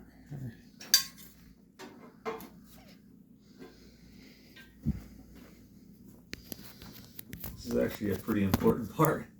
Keeps the dust off of the. Yep. So I gotta take those 4 screws out, which is not a problem.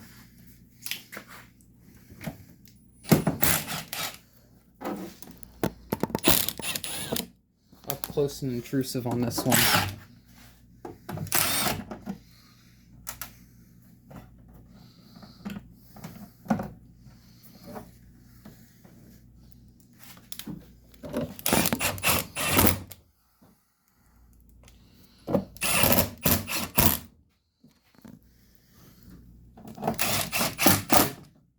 Also, respect for using Milwaukee tools. Always. If I had the money, they'd be my first choice. It's the only way to go, man. Let's see, what else? That's all we run at work is Milwaukee, and man, those things have been. This is actually for this, but it's usually more of a pain in the neck than it is anything else. Does that like clip in, or does it screw on, or something? It does, but I want to wait till I put that on until I get my illuminated buttons and all that crap. Oh yeah. All right. Well, I want to put the camera over here because I want to be able to hear the. I'm gonna probably put the camera on the. Blues. On the top here above the compressor. That's what I'll do. Another hour and a half in. All right. So what we'll do is we'll plug it in. Smoke test. No need for a smoke test. We're good. Take the take the condom off the brand new cord. Plug it in. Make sure that this is all right.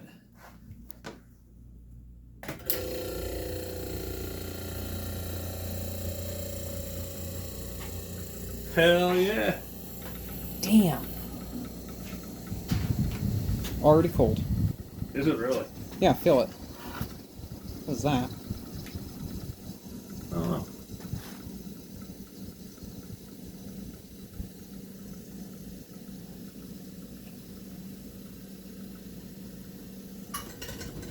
Ooh. The hell was that? I don't know. I think the compressor may have. I'm gonna turn it off. I wouldn't let it go. Leave it on. That did get cold instantly. Yeah.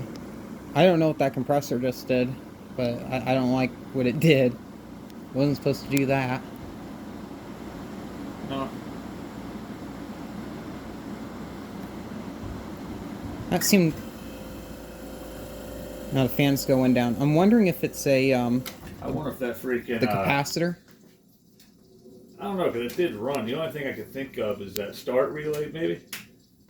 It could be. I don't know how to work on those though. I don't know what to do. Let's take this off, and we'll disconnect this one, and we'll put a hard start on it. Because I wonder if that freaking relay didn't take a shit. Yeah, you got a hard start on hand? Yep.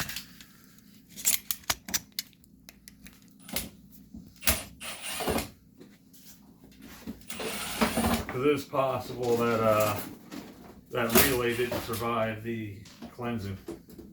Oh yeah.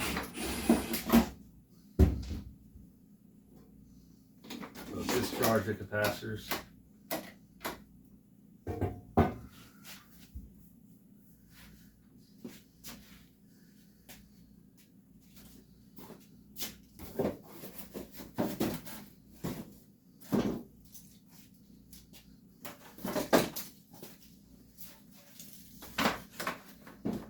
Famous screen extension cords over here. Remember that from your old videos. Oh, Jordan loves that extension push. That thing's legendary. Hell yeah, it is. Don't forget it. They go, hold on.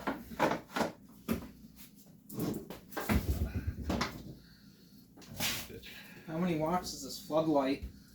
You have to ask Jordan on that Is it one. 400 I think or it is something? 400. Jeez, this thing looks like Thing's it's falling awesome. off the pole. Oh, probably lights up your whole backyard. Yes, it does. No, if we don't know what the wattage is, you said you had a kilowatt. Yes. I do. Yes, I do. Consolidating some of this stuff over here so there's more room or whatever.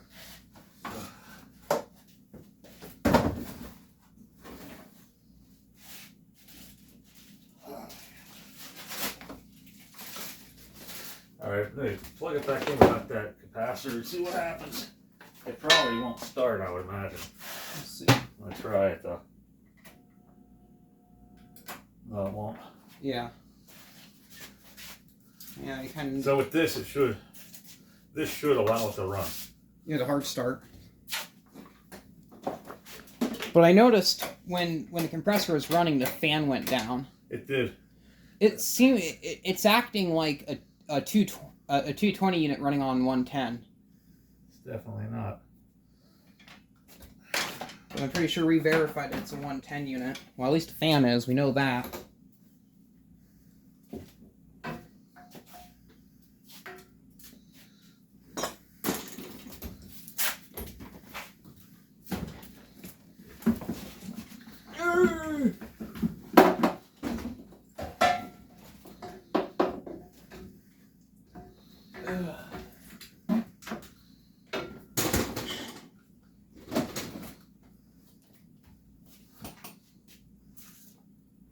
Oh, we got more room over here now. Excellent. More room for shenanigans. This hard start, allegedly, it'll remove itself out of the equation. So we're going to try it again. I got the hard start kit in there. Now we're at 10%, so it's going to die anytime. So let's see what we got. Put this away, try to clean the area up. Let's try it again. Smoke test. I gotta plug it in first. That's a good idea. It's not one of them cordless models. Not a Bluetooth model.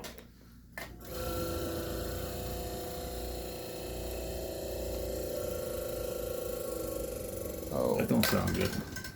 Oh, geez. Yeah, the last thing you want to do is smoke that compressor. Yeah. So what the hell is going on? Check the wiring and make sure everything's wired up correctly. I tried to double check it before I put it back on. I wonder if it's something with the switch. Oh, no, it can't Let me be. try it without the...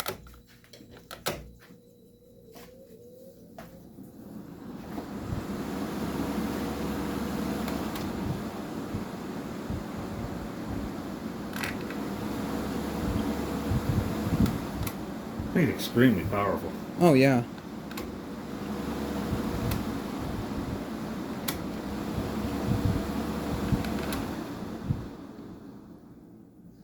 Know who I could ask? I don't want to fire it up like that again. Let me double check everything, a triple check to make sure I didn't fuck anything up. But I followed it wire by wire.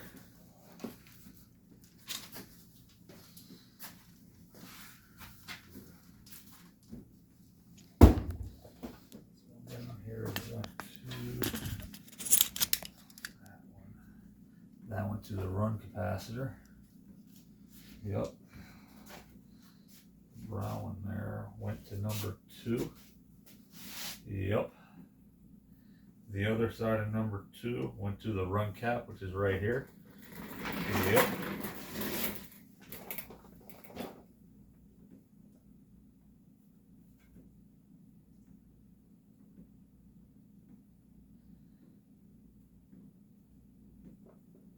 You know what I could do? Let me disconnect. I'm going to disconnect the other one for the start. See if that'll make a difference. If not, I'm going to have to call Kenny and Rob up and see. So basically, I'm taking the start relay out of the equation. We know it's something on the compressor side. So after the thermostat, The blue wire goes in a number 5, which it does. Does it have to do with the contacting? I mean, like the contactor, like on the compressor, like the contact's there? Could be. Or Like I said, let's do see if it has a healthy startup. If it does that bog down, that's when you know to kill it. And also with how, also notice like how slow the fan is, because if you run the fan normally, it doesn't run that slow. But if you have the compressor on, the fan runs slower. All right, I think we're gonna have to ask for help here. Something's wrong, and it's not the wiring. It's wired 100% correctly. Like I said, it could be a fail. I did use the original relay, and I did run it through the parts washer. And it's dried out though. Like I said, it's clean. But I'm wondering if maybe I didn't fuck that, if that's not fucked up. So let's take a time out here before something stupid happens. The other thing I could do is I could plug my phone in, and we could do it, and just put a new friggin' start relay on. So yeah, I can do that. I'll do that. I'm gonna plug my phone in. I'm gonna keep recording until the phone stops.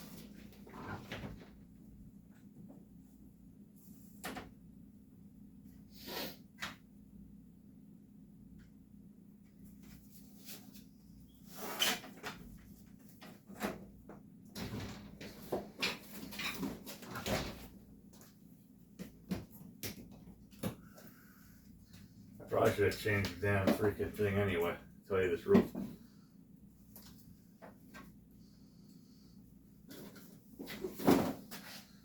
All right.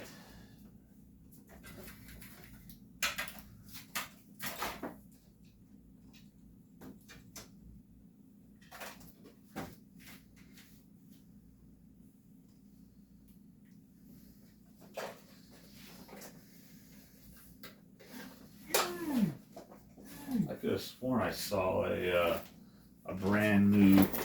Yep, here's one.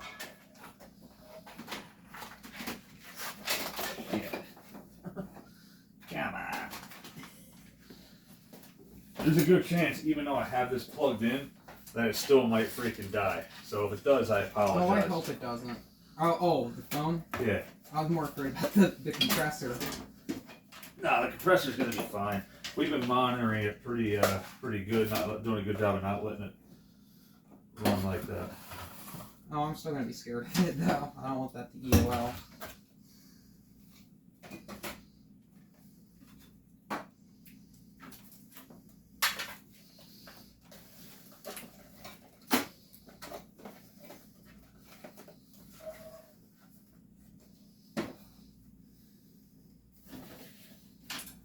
I don't know why the heck I'm cleaning the garage.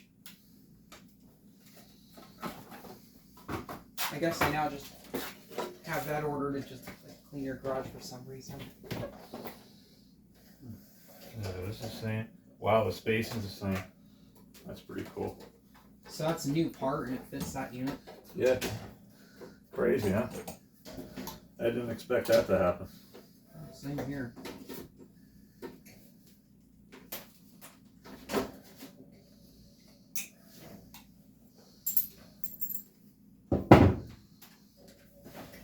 It should be the same freaking thing. Alright.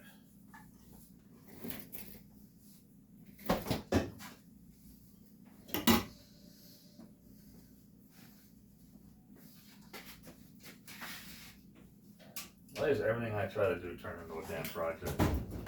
Hey, it's not a project about a freak show. Yeah, it's true.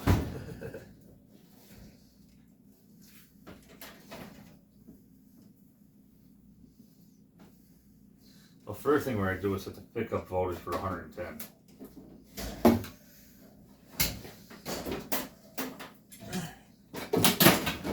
Maybe that's what this is going to run on.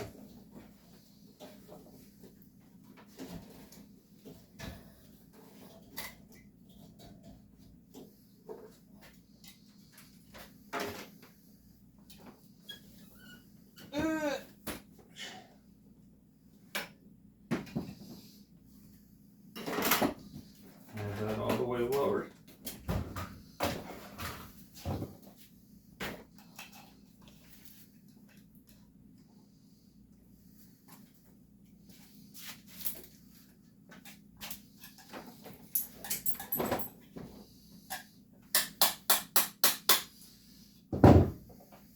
Alright, so.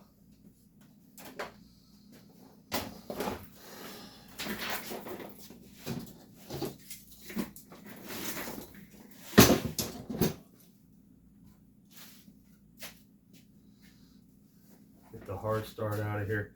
I don't think we're going to need it.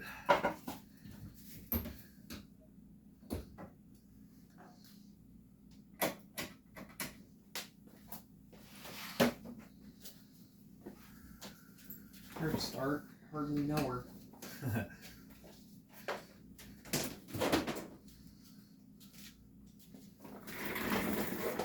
Oh, it freaking stinks. I'm pretty sure it is the relay that's bad then.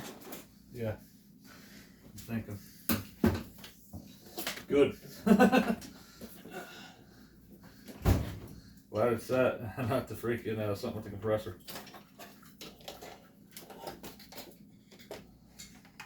Damn, this fan's disgusting. Oh yeah. Do you even use this fan? That's 100% what it is. I gotta clean that. I used to. That used to be. Yeah, that goes out. Typically, it goes out in the garage. Well, we are in the garage. Or I mean the porch. I'm thinking about something else right now. I'm a little distracted, to tell you the truth. Oh, yeah. Let's see if I can figure this out.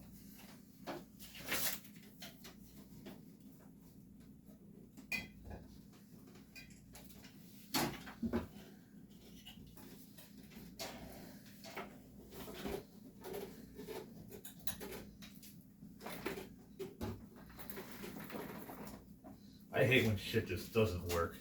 Oh, damn, I know that. That's literally, dude, all I want to do is freaking, all I want is for this thing to just work. Is that too much to ask? I can't tell you all the times I've been in that situation where I'm just sitting and just saying, like, please fucking work. Stop being broken or being a piece of shit or something like that. Yeah, dude. I just get so impatient with some of that shit. Right? Never, like, give up or anything, but I get very annoyed and I will give up temporarily for, like... Oh, Andrew, if you're watching, here's that super electric that you saw in the background of the video.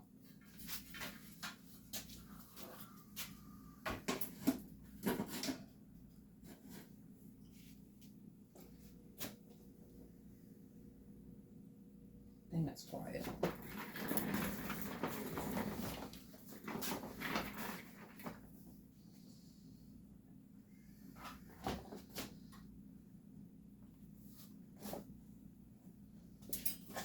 So 1 and 2 is a normally closed contact. Terminals 1 and 2. So the normally closed contact on this one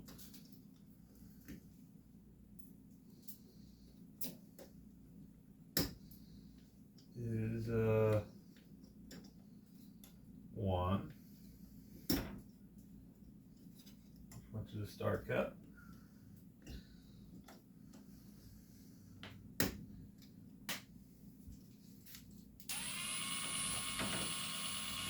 One right here.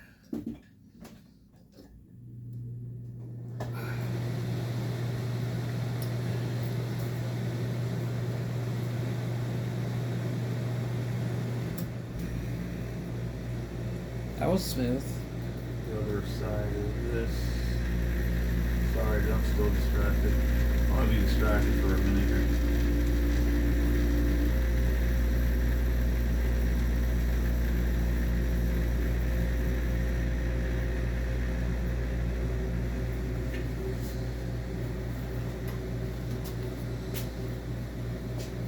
Just gonna watch it focus.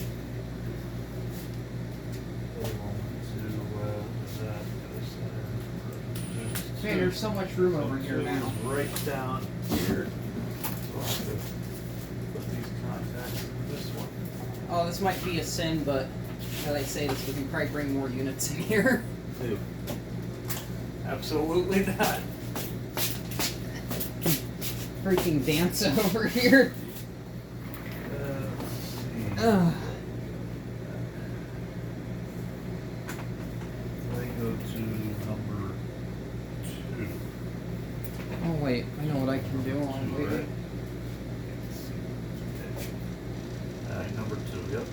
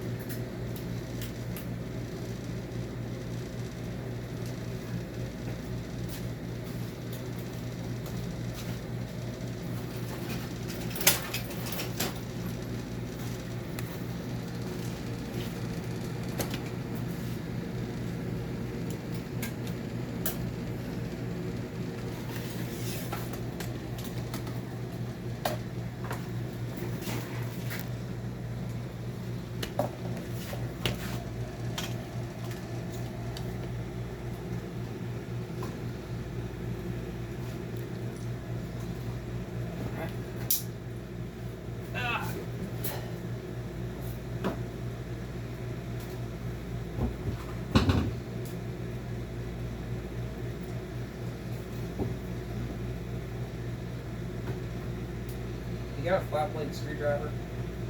Yep. Thank you. I'm gonna be using this for a while.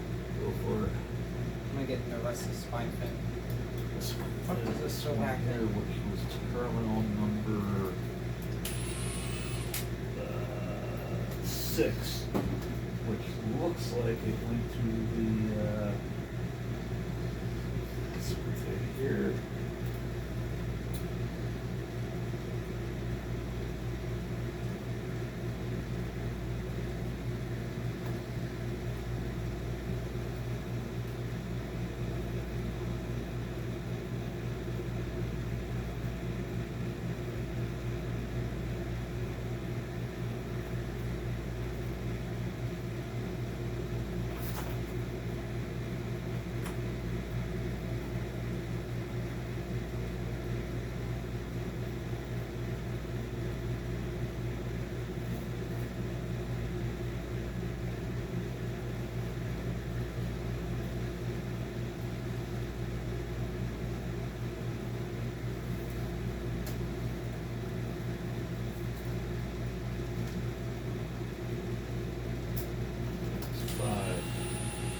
Five's down here, so I need to install another terminal.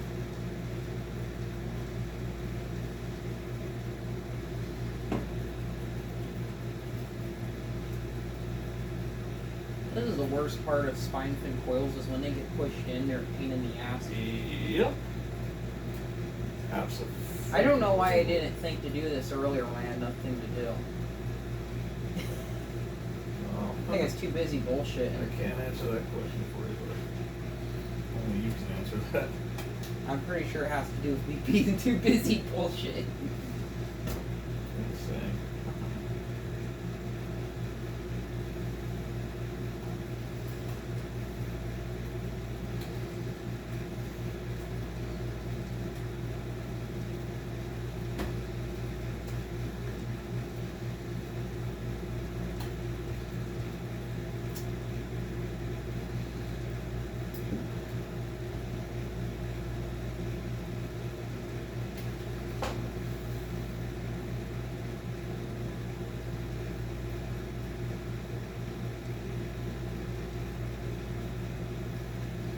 Alright, so the neutral bus goes where? 4, I guess. Yep. All your neutrals. Come in right there and plug. That cool.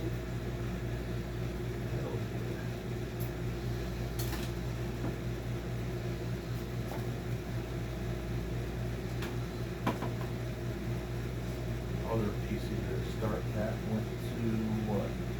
One went to 1, the other went to 6.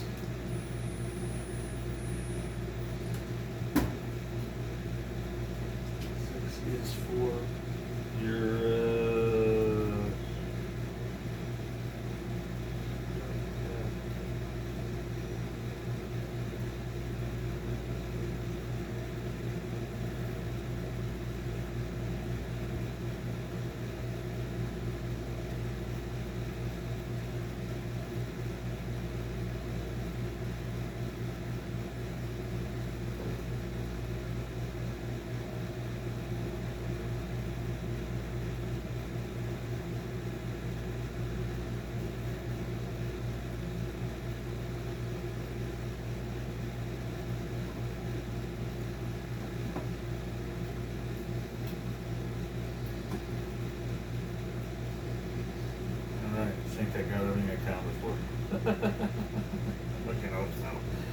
Alright. This time we can run it properly. We're gonna find out, man. I'm not getting too excited here because so far this project is not going well for me. I don't know why I just giggled. I just have this tedious project.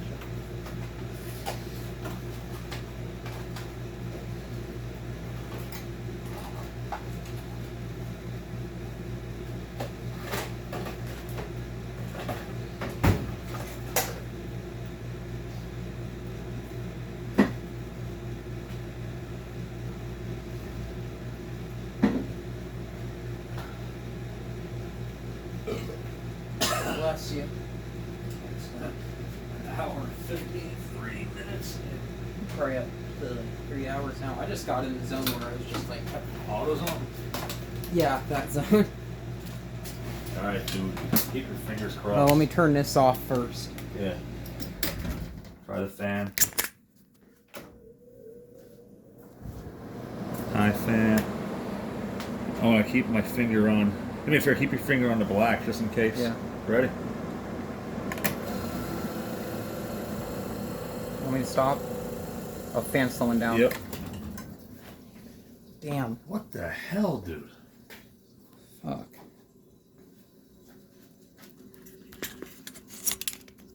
Doesn't make any damn sense.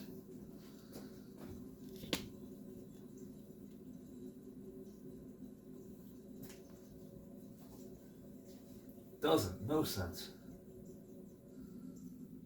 Did you put the wires on the right spots on Yeah. the compressor? Yep. I have all that drawn up right here.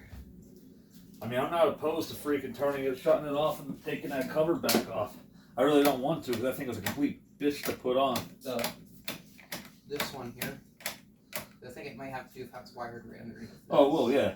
But I really That's don't. the only thing I can think of because we threw parts at everything else. There was nothing. Well, it's not else really we did. throwing parts out. That thing freaking was getting real hot.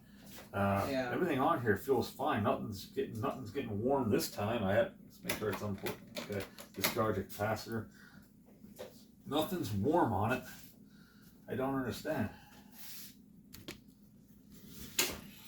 Something's causing it to amp up like that.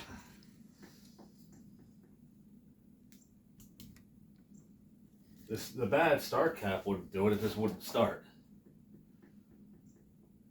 Maybe it could be the cap. I don't know. It's one of those things. Like if I was having an issue with that, I'd probably reach out to someone else that might know a bit more. It's like reach out to like Rob or Mike or something. They might know what's Either going on. Kenny or Rob for sure. This back off again. That was not fun to get on either. I'm probably gonna. I had it looking all nice and shiny. Now I'm gonna ruin it. Put some more paint on it. Touch up paint. Yeah. Still.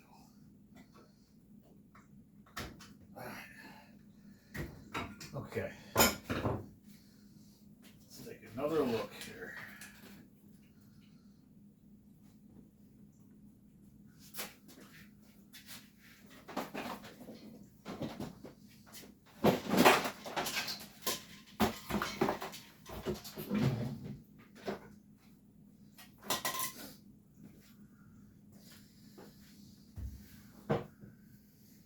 Okay, if you had the compressor wired wrong, that'll definitely cause that to happen. Yeah, it would. Okay, yellow off of the compressor goes up to terminal number.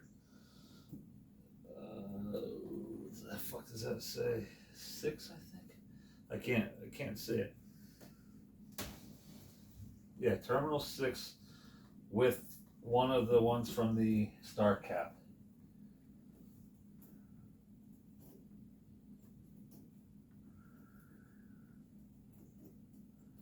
Yep. Did you find the issue? That is correct. Nope, not yet. Damn it. The top one is your neutral. That comes up and gets tied in with the white one that comes from your line, the control panel. Okay. Okay. That's right. the one that kind of just piggy tails off, that goes to the bottom one over here, and then that goes to the other side of your run capacitor.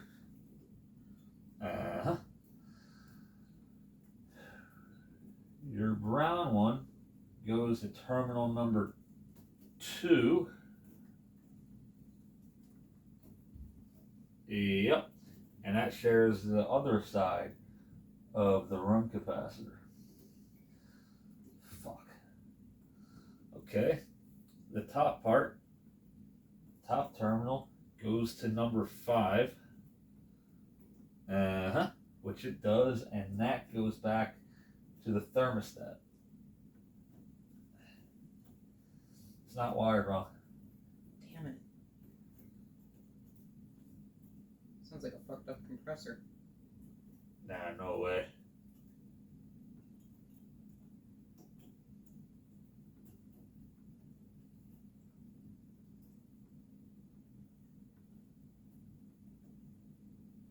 That pisses me off. Same here. I was hoping to actually hear that thing run. It's definitely not. It's definitely not a compressor issue. The only thing I can think of, I wonder if having freaking the hot and the neutral swap, because on that cord maybe I did, but I don't think that would affect it. I could try swapping it, but I don't think that would make a rat's ass of a difference, to tell you the truth. But I don't think it would. At this point, it's AC. Right, exactly. Because it's the not same polarized. no matter what. If it's DC, yeah.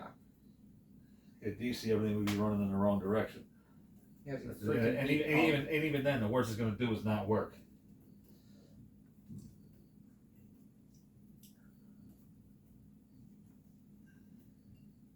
I think you should give like Rob a call and ask him.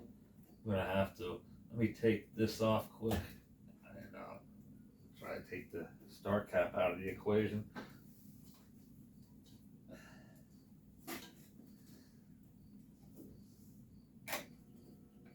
Yeah, it won't even try to. So without the start cap engaged, it won't even try to start. So that tells me that it is picking up. And so is the other one. So my problem here is, what the hell am I freaking missing? Something loose? Because that could potentially do it.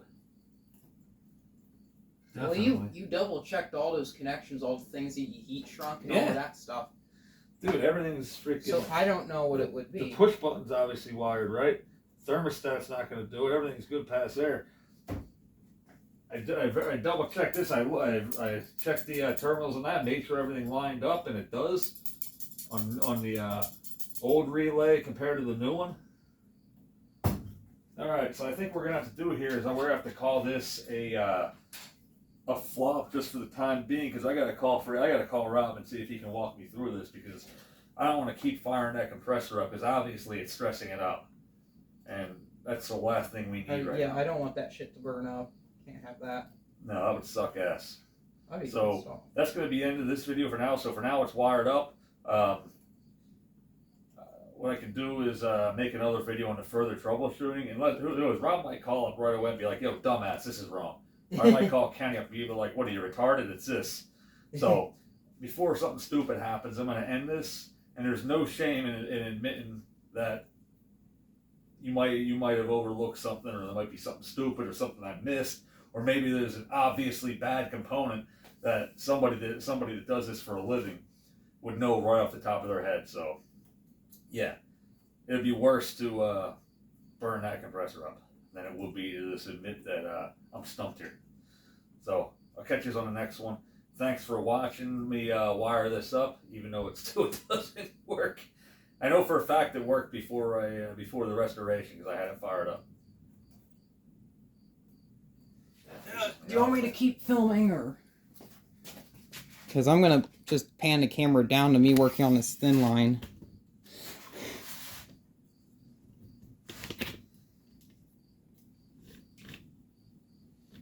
I'm curious how much video I have before the camera just stops recording some.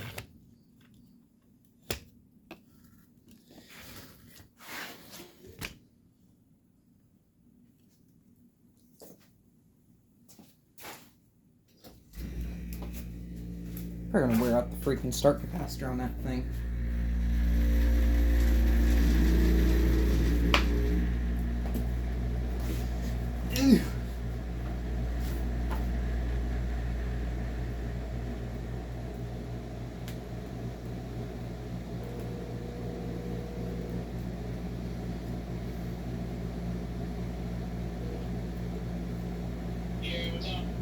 Hey, you got a second? Yeah, I got a second. What's up? I got a problem. What's your problem? So, I checked over my wiring diagram, dude, a dozen times. I don't know if you know who Eric Deeds is, but he's here with Howdy. me. I have my, yep, I got my freaking 56 feathers, the one we got from Luke back in February. I have it all put back together, dude. It's beautiful, by the way. So, I go to fire the compressor. Compressor fires up. It runs great for a few seconds, okay? Fan bogs down. Compressor makes a god-awful sound. Trips the overloads. I turn it back on. It does it. It runs again for a few seconds. It stops. I already put a brand new freaking start relay on it. I tried taking out the run cap and putting on a hard start kit instead. It does the same freaking thing. What the hell am I overlooking here? Everything completely bypass the switch. What do you mean? Pull the switch out. Rule which one to switch out. You're Okay. better off because you have no idea what the condition of the switch is. It's unlikely, but I've seen them fail to the point where they can take a certain amount of current until they can't. So you think it might be something stupid like that I'm overlooking? Okay, hang on. Let me. I think it might be something that you've wired everything up there right. See what happens. All right, I'm going to discharge the capacitor. I'm going to take off the terminal that I have in here for it, and I'm going to let me see if I have a male-to-male. Yep, I do right here. Hang on, let me put those two terminals together.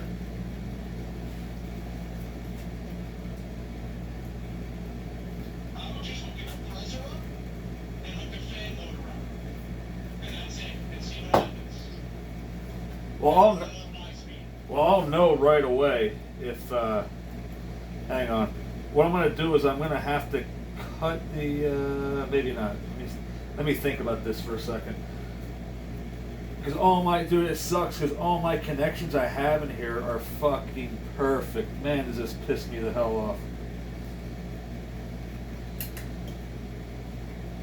Alright, so I'm going to, I'm not going to have a choice. I'm going to have to do it this way. Alright, give me in a second here. Let me make something up here to make this work.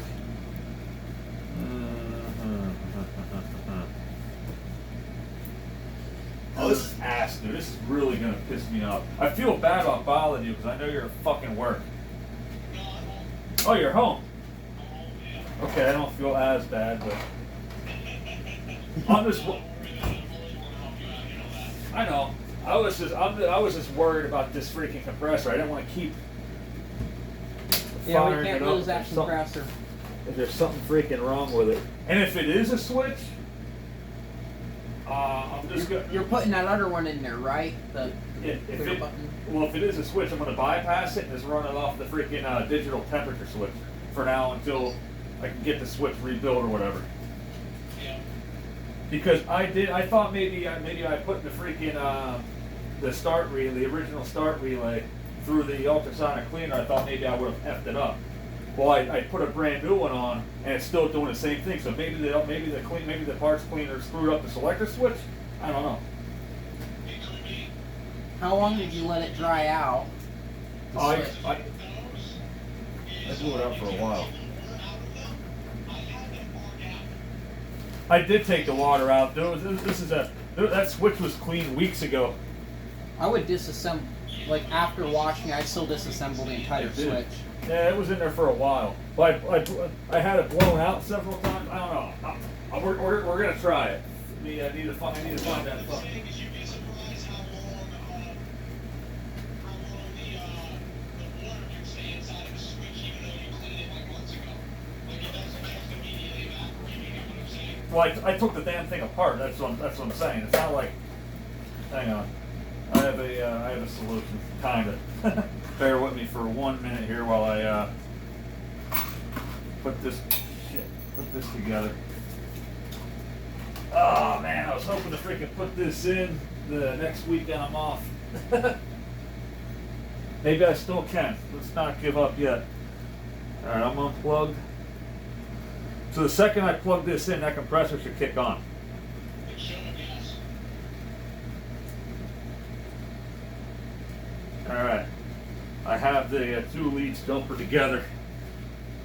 Do me a favor, I kill the Admiral for a second. Yeah. I don't know if you're going to be able to hear. Alright, ready? Yeah, I'm listening. How does it sound? Does it sound healthy? Beautiful. Is this supposed to? That's yes. You got the Oh, oh shit. no, it didn't. No, it tripped the overload out. We need to get the. I would put an ammeter on that compressor. It doesn't sound happy. Yeah, what the hell could it be? That evaporator gets freezing cold instantaneously. That's crazy, dude. Like it's running. So there's something freaking. I don't know. You have a kilowatt meter you can put that thing on? Yes, yes, I do. I would see what it's drawing, because it sounds like it's drawing a crazy amount of current if it's tripping the overload instantly. Now, Well, it's not instant. It ran for like 10 seconds. Let me try. I put it on amp, so I plug it in again. All right. yeah. I wonder if the overload went bad. Well, no, because the overload worked. Yeah, but maybe it's just too sensitive. That's the thing. Oh, it's drawing 25 amps. Oh damn. Yeah. Sounds like that. Sounds like your star winding's not disengaging. Maybe that relay's no good. The brand new one I just put on. I've had that happen. It's modern quality. It might not work. Yeah, it did the same thing, the same exact. You know what I could do? I could put the old one back on and leave the cover off and verify that it's picking up. Try that. Dude, why does everything I touch turn to shit? You ever feel that way? Yeah. I've been there before. Alright, so what I'm going to do is I'm going to discharge the capacitor, which I did. Take this stupid ass jumper I put in out, wire it back up the way it's supposed to be. Yeah. Fuck, dude. You gotta be fucking kidding me. I'm just praying it's nothing to do with the fucking compressor. I don't see how it could be. I didn't do nothing with the compressor. I mean, I did. I pulled it out, but wiring-wise, nothing. Everything's freaking factory on it. All right, so what I'm going to do is I'm going to do this, but I'm going to have it. Let's see. Make sure this is right. Fucking A. So you're thinking that's what it is? The start windings ain't dropping out. That's kind of what it sounds like if it's instantly drawing 25 amps like that, and it's not like it should be. Like you should never see the 25 amps on the kilowatt. If you see the 25 amps, it didn't drop out fast enough. I was afraid you were going to tell me that. Now this thing does have a variable adjustment on it. Oh, is it one of those fucking Subco ones? I guess. Oh boy. 6, terminal 6. So let's do that. At least the terminals are the same. I checked the wiring on it just to make sure of that, but yeah, 6 is 6, 1 is 1 on the new one and on the old one, so that's good. That was nice. Yeah, those Subco relays, if you fucking sneeze on them, they go bad. They work. Just don't fucking do something bad to them. That's what it says, Supco. That's what it is. Yeah. So terminal 2, I take these off, put these 2 wires on terminal 2.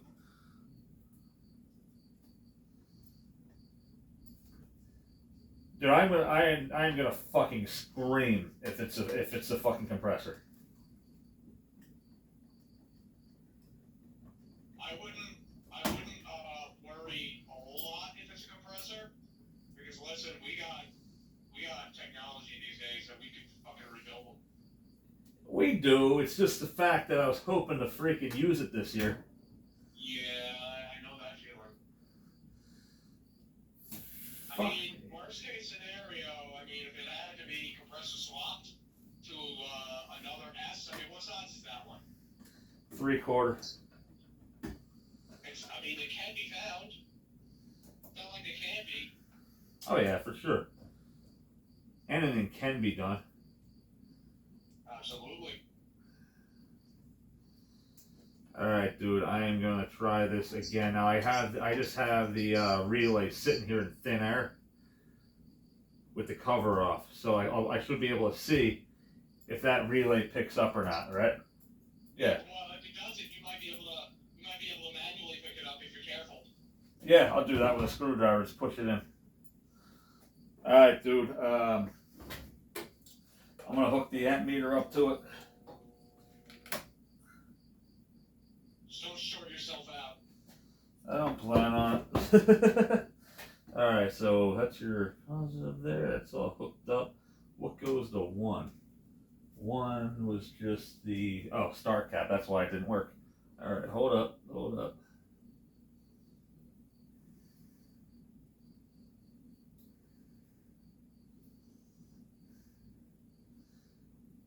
Wouldn't that be something if I was right the first time and it was a start cap or the start relay? Because all I gotta do is tap on it, right, and manually release it. Worst case scenario. If I recall correctly, Yeah. it's been a while since I really opened one of those up and kind of like messed with it. Well, it's a normally closed freaking contact. So just push it in. You're right. It is. Right. It is. I'm looking at it. All right. Here goes fucking nothing, dude. What the fuck?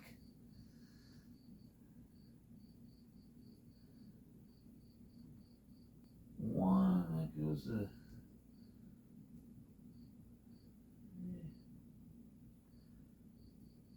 But yeah, that start relay did not pick up. I sat there and watched it. It did not. I wonder if it sounds ballsy, but I wonder if you could start it manually. What do you mean start it manually? Like completely bypass the. I don't know how it's wired up. Well, That's the thing. even if I put it, I tried to outsmart it and put a hard start kit on it. That's still if that's not picked up, that relay's still in the equation. It can still be putting power to the start windings even with a hard start on it, right? Yes, again. All right, so what I could do is freaking put the hard start on there and turn it on, and pick up the relay manually because I can't even get the compressor to start now. Is there too much head pressure? I doubt it. It's been off for a while. So we are back in. We have that. Goes to this one here. Now that I have, okay, so it's the same orientation, just upside down. Okay, that I can deal with. That goes to that. This goes to the start capacitor. Yes, it does.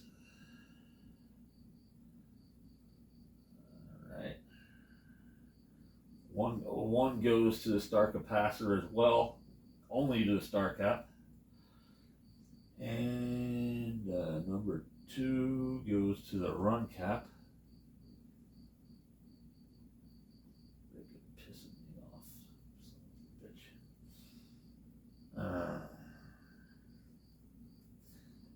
Like, as mad as I'm gonna be if it's something I'm doing wrong, I'm gonna be fucking ecstatic too, because that means the problem's figured out.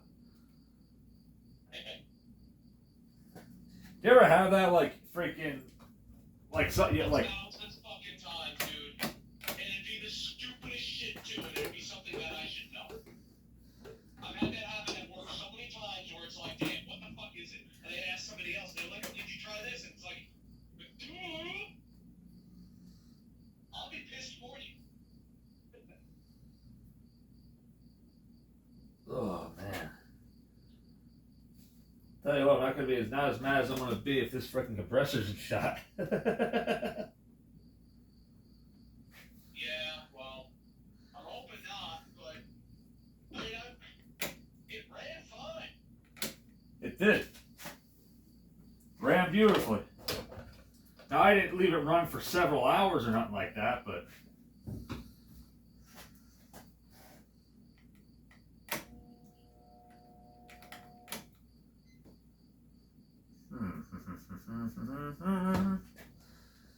Alright, let me put the freaking hard start back into the equation. I wouldn't. No? It's not starting? No, it's not starting. What the fuck? Right, that's what I'm saying, dude. Something's fucked up. Alright, put this up when you can, because the fucking subcode relay doesn't have it in here. Alright. Do you have another one of those relays? Yep. Like a brand new one, open one? I have a couple of chemi dropped off. Some of the parts are missing out of it though, so that's what I mean. I don't have one verified to be brand new. That's the only thing. I would rule out those two star relays. And right now, disconnect everything, own the compressor. Okay. Own the compressor and own its ground. All three terminals. Make sure no damage is done. Okay. Well, if it was grounded on a GFI, it would blow immediately. Not always. Really? Yeah, I've had them where they don't. But even then, you want to make sure that one of the windings isn't blown up.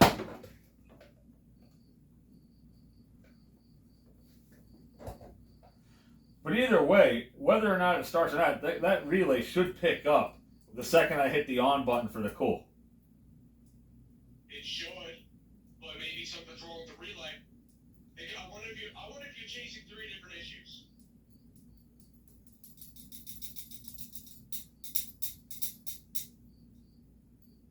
Honestly, dude, I wouldn't fucking doubt it at this point.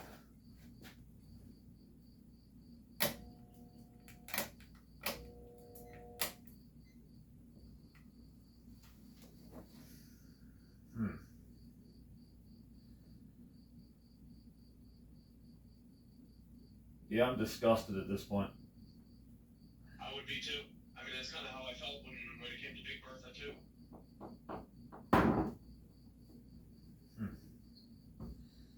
Pissing me off.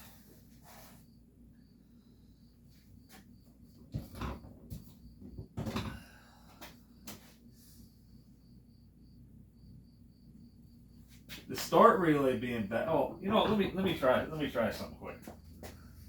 Just an idea. I can't guarantee anything. It's gonna work when I try it.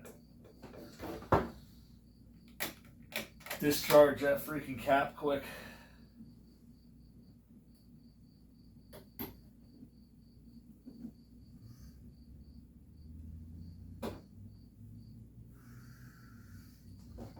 Alright, hooking up the amp meter to it.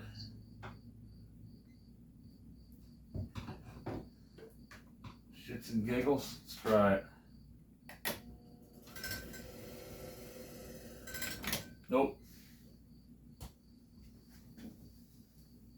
Did it start though? Barely. It did start, but barely. Well, that's a promising sign. Listen, you're stressing those windings, those star windings. Let that shit cool off for like 20 minutes. Okay. Don't keep trying to start it over and over again. The problem is that the winding gauge on the start windings Yeah. is so thin, and it gets so hot so fast. Okay. So, just let it cool off for a moment, and then what I would do is I would replace the start relay entirely. Start with a completely new one, something that you haven't used before, Okay. and then go from there. Let me see Listen, I'm here all. You want me to stay on the phone? Because I'm here all night. You can call me whenever. Alright, Is it more comfortable with me on the phone, or do you want to call me back in 20 minutes? This one here looks like it hasn't been freaking you.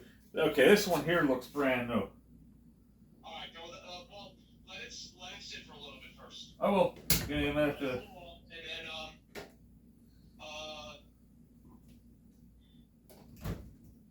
it shouldn't be that hard to.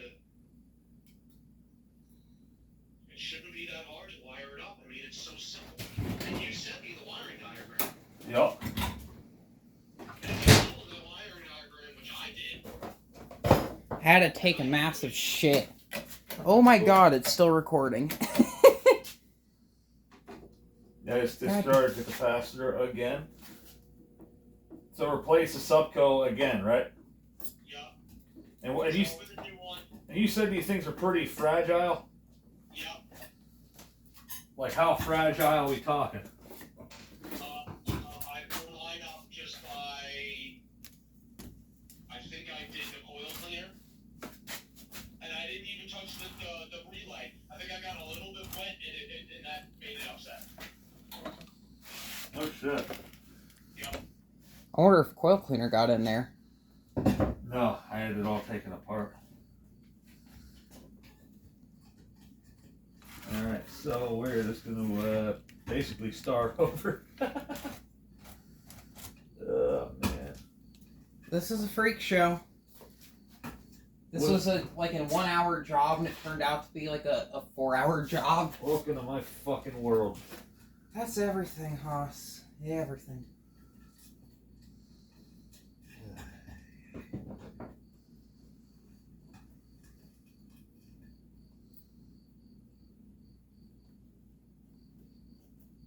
So what happens if you do fuck the start windings up? You're gonna have problems. Well, obviously, if I can get it to start, I didn't fuck the start windings up. Yeah. But hopefully they're not stressed to the point where, it could potentially have issues starting in the future. That would be about my luck. It probably did.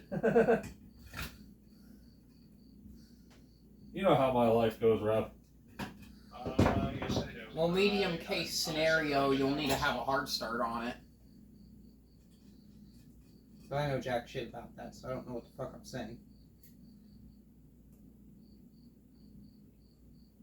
Technically, if I disconnected the wire that went off of the fucking start relay and freaking just ran on the hard start, that should have worked, right? But I did do that. Because the hard starts it's not the hard start kit isn't really a replacement for the relay. Okay. The relay is because the compressor itself does not have a centrifugal start switch in it. So there's nothing to cut out the start winding for the compressor internally, which is Gotcha. why it relies on the relay. Gotcha.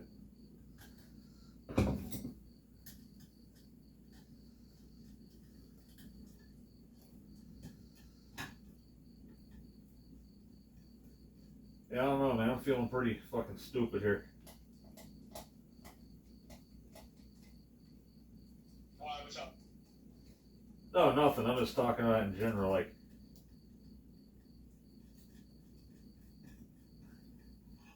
I mean, I could look at but like I said, they're two totally different freaking machines, though. So I can't even go off of the wiring diagram for the 6000. I mean, maybe like see if there's something that I fucked up. Cause I'm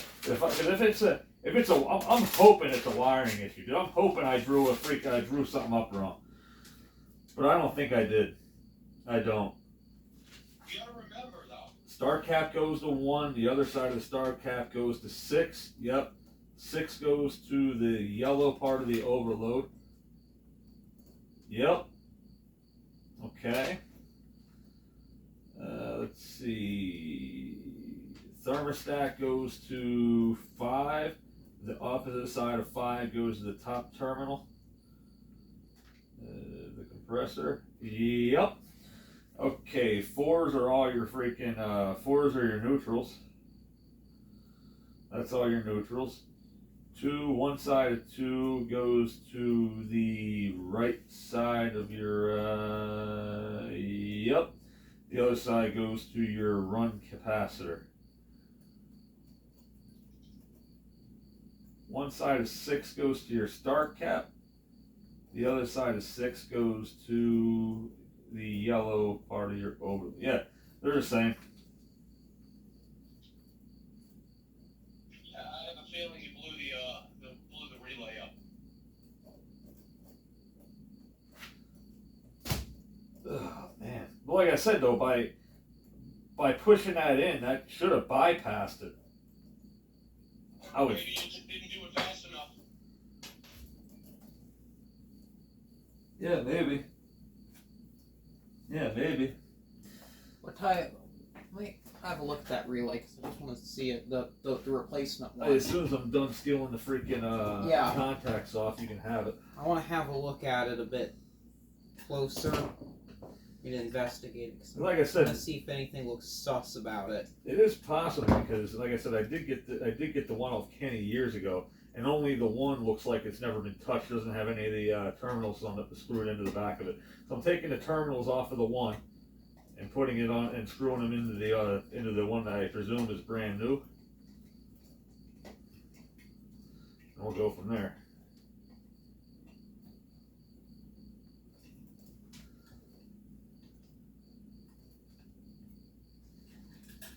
So these subcodes, do they have as long of a life expectancy as the originals? Probably not, huh? I replaced the one in Big Bertha with a subco relay, and it seems as though they do okay, but they're just not meant for like good solid abuse. So, you know, if you get what I'm saying. Yep. They don't seem to like being stressed more than they really should be. Makes sense.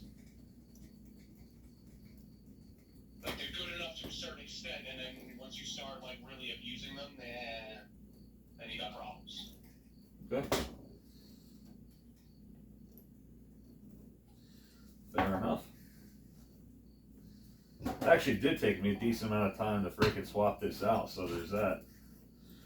Let's see, I didn't even wire it up yet. All I did was take the terminals off the old one, put it in the new one.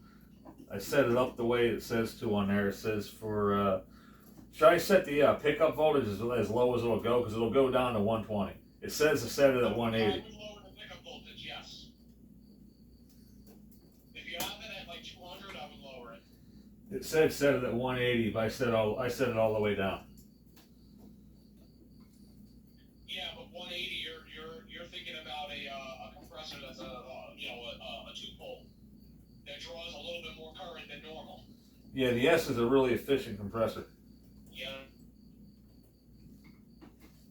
They're also very underworked compressors. What does that mean? They're capable of more than they're actually doing? They just don't work hard. They never have. They never had to. Terminal 1.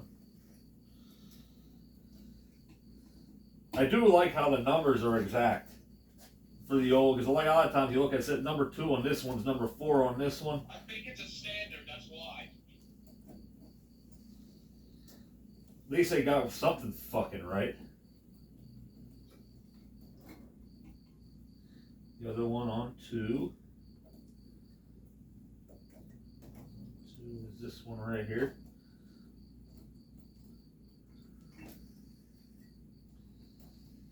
Oh my God, with my anxiety right now.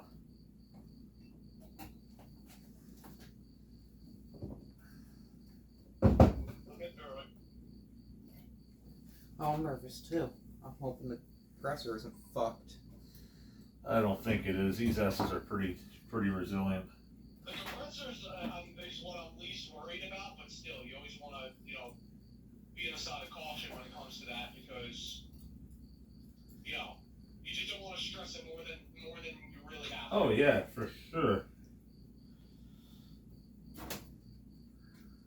I'm still worried of the chance that we may have also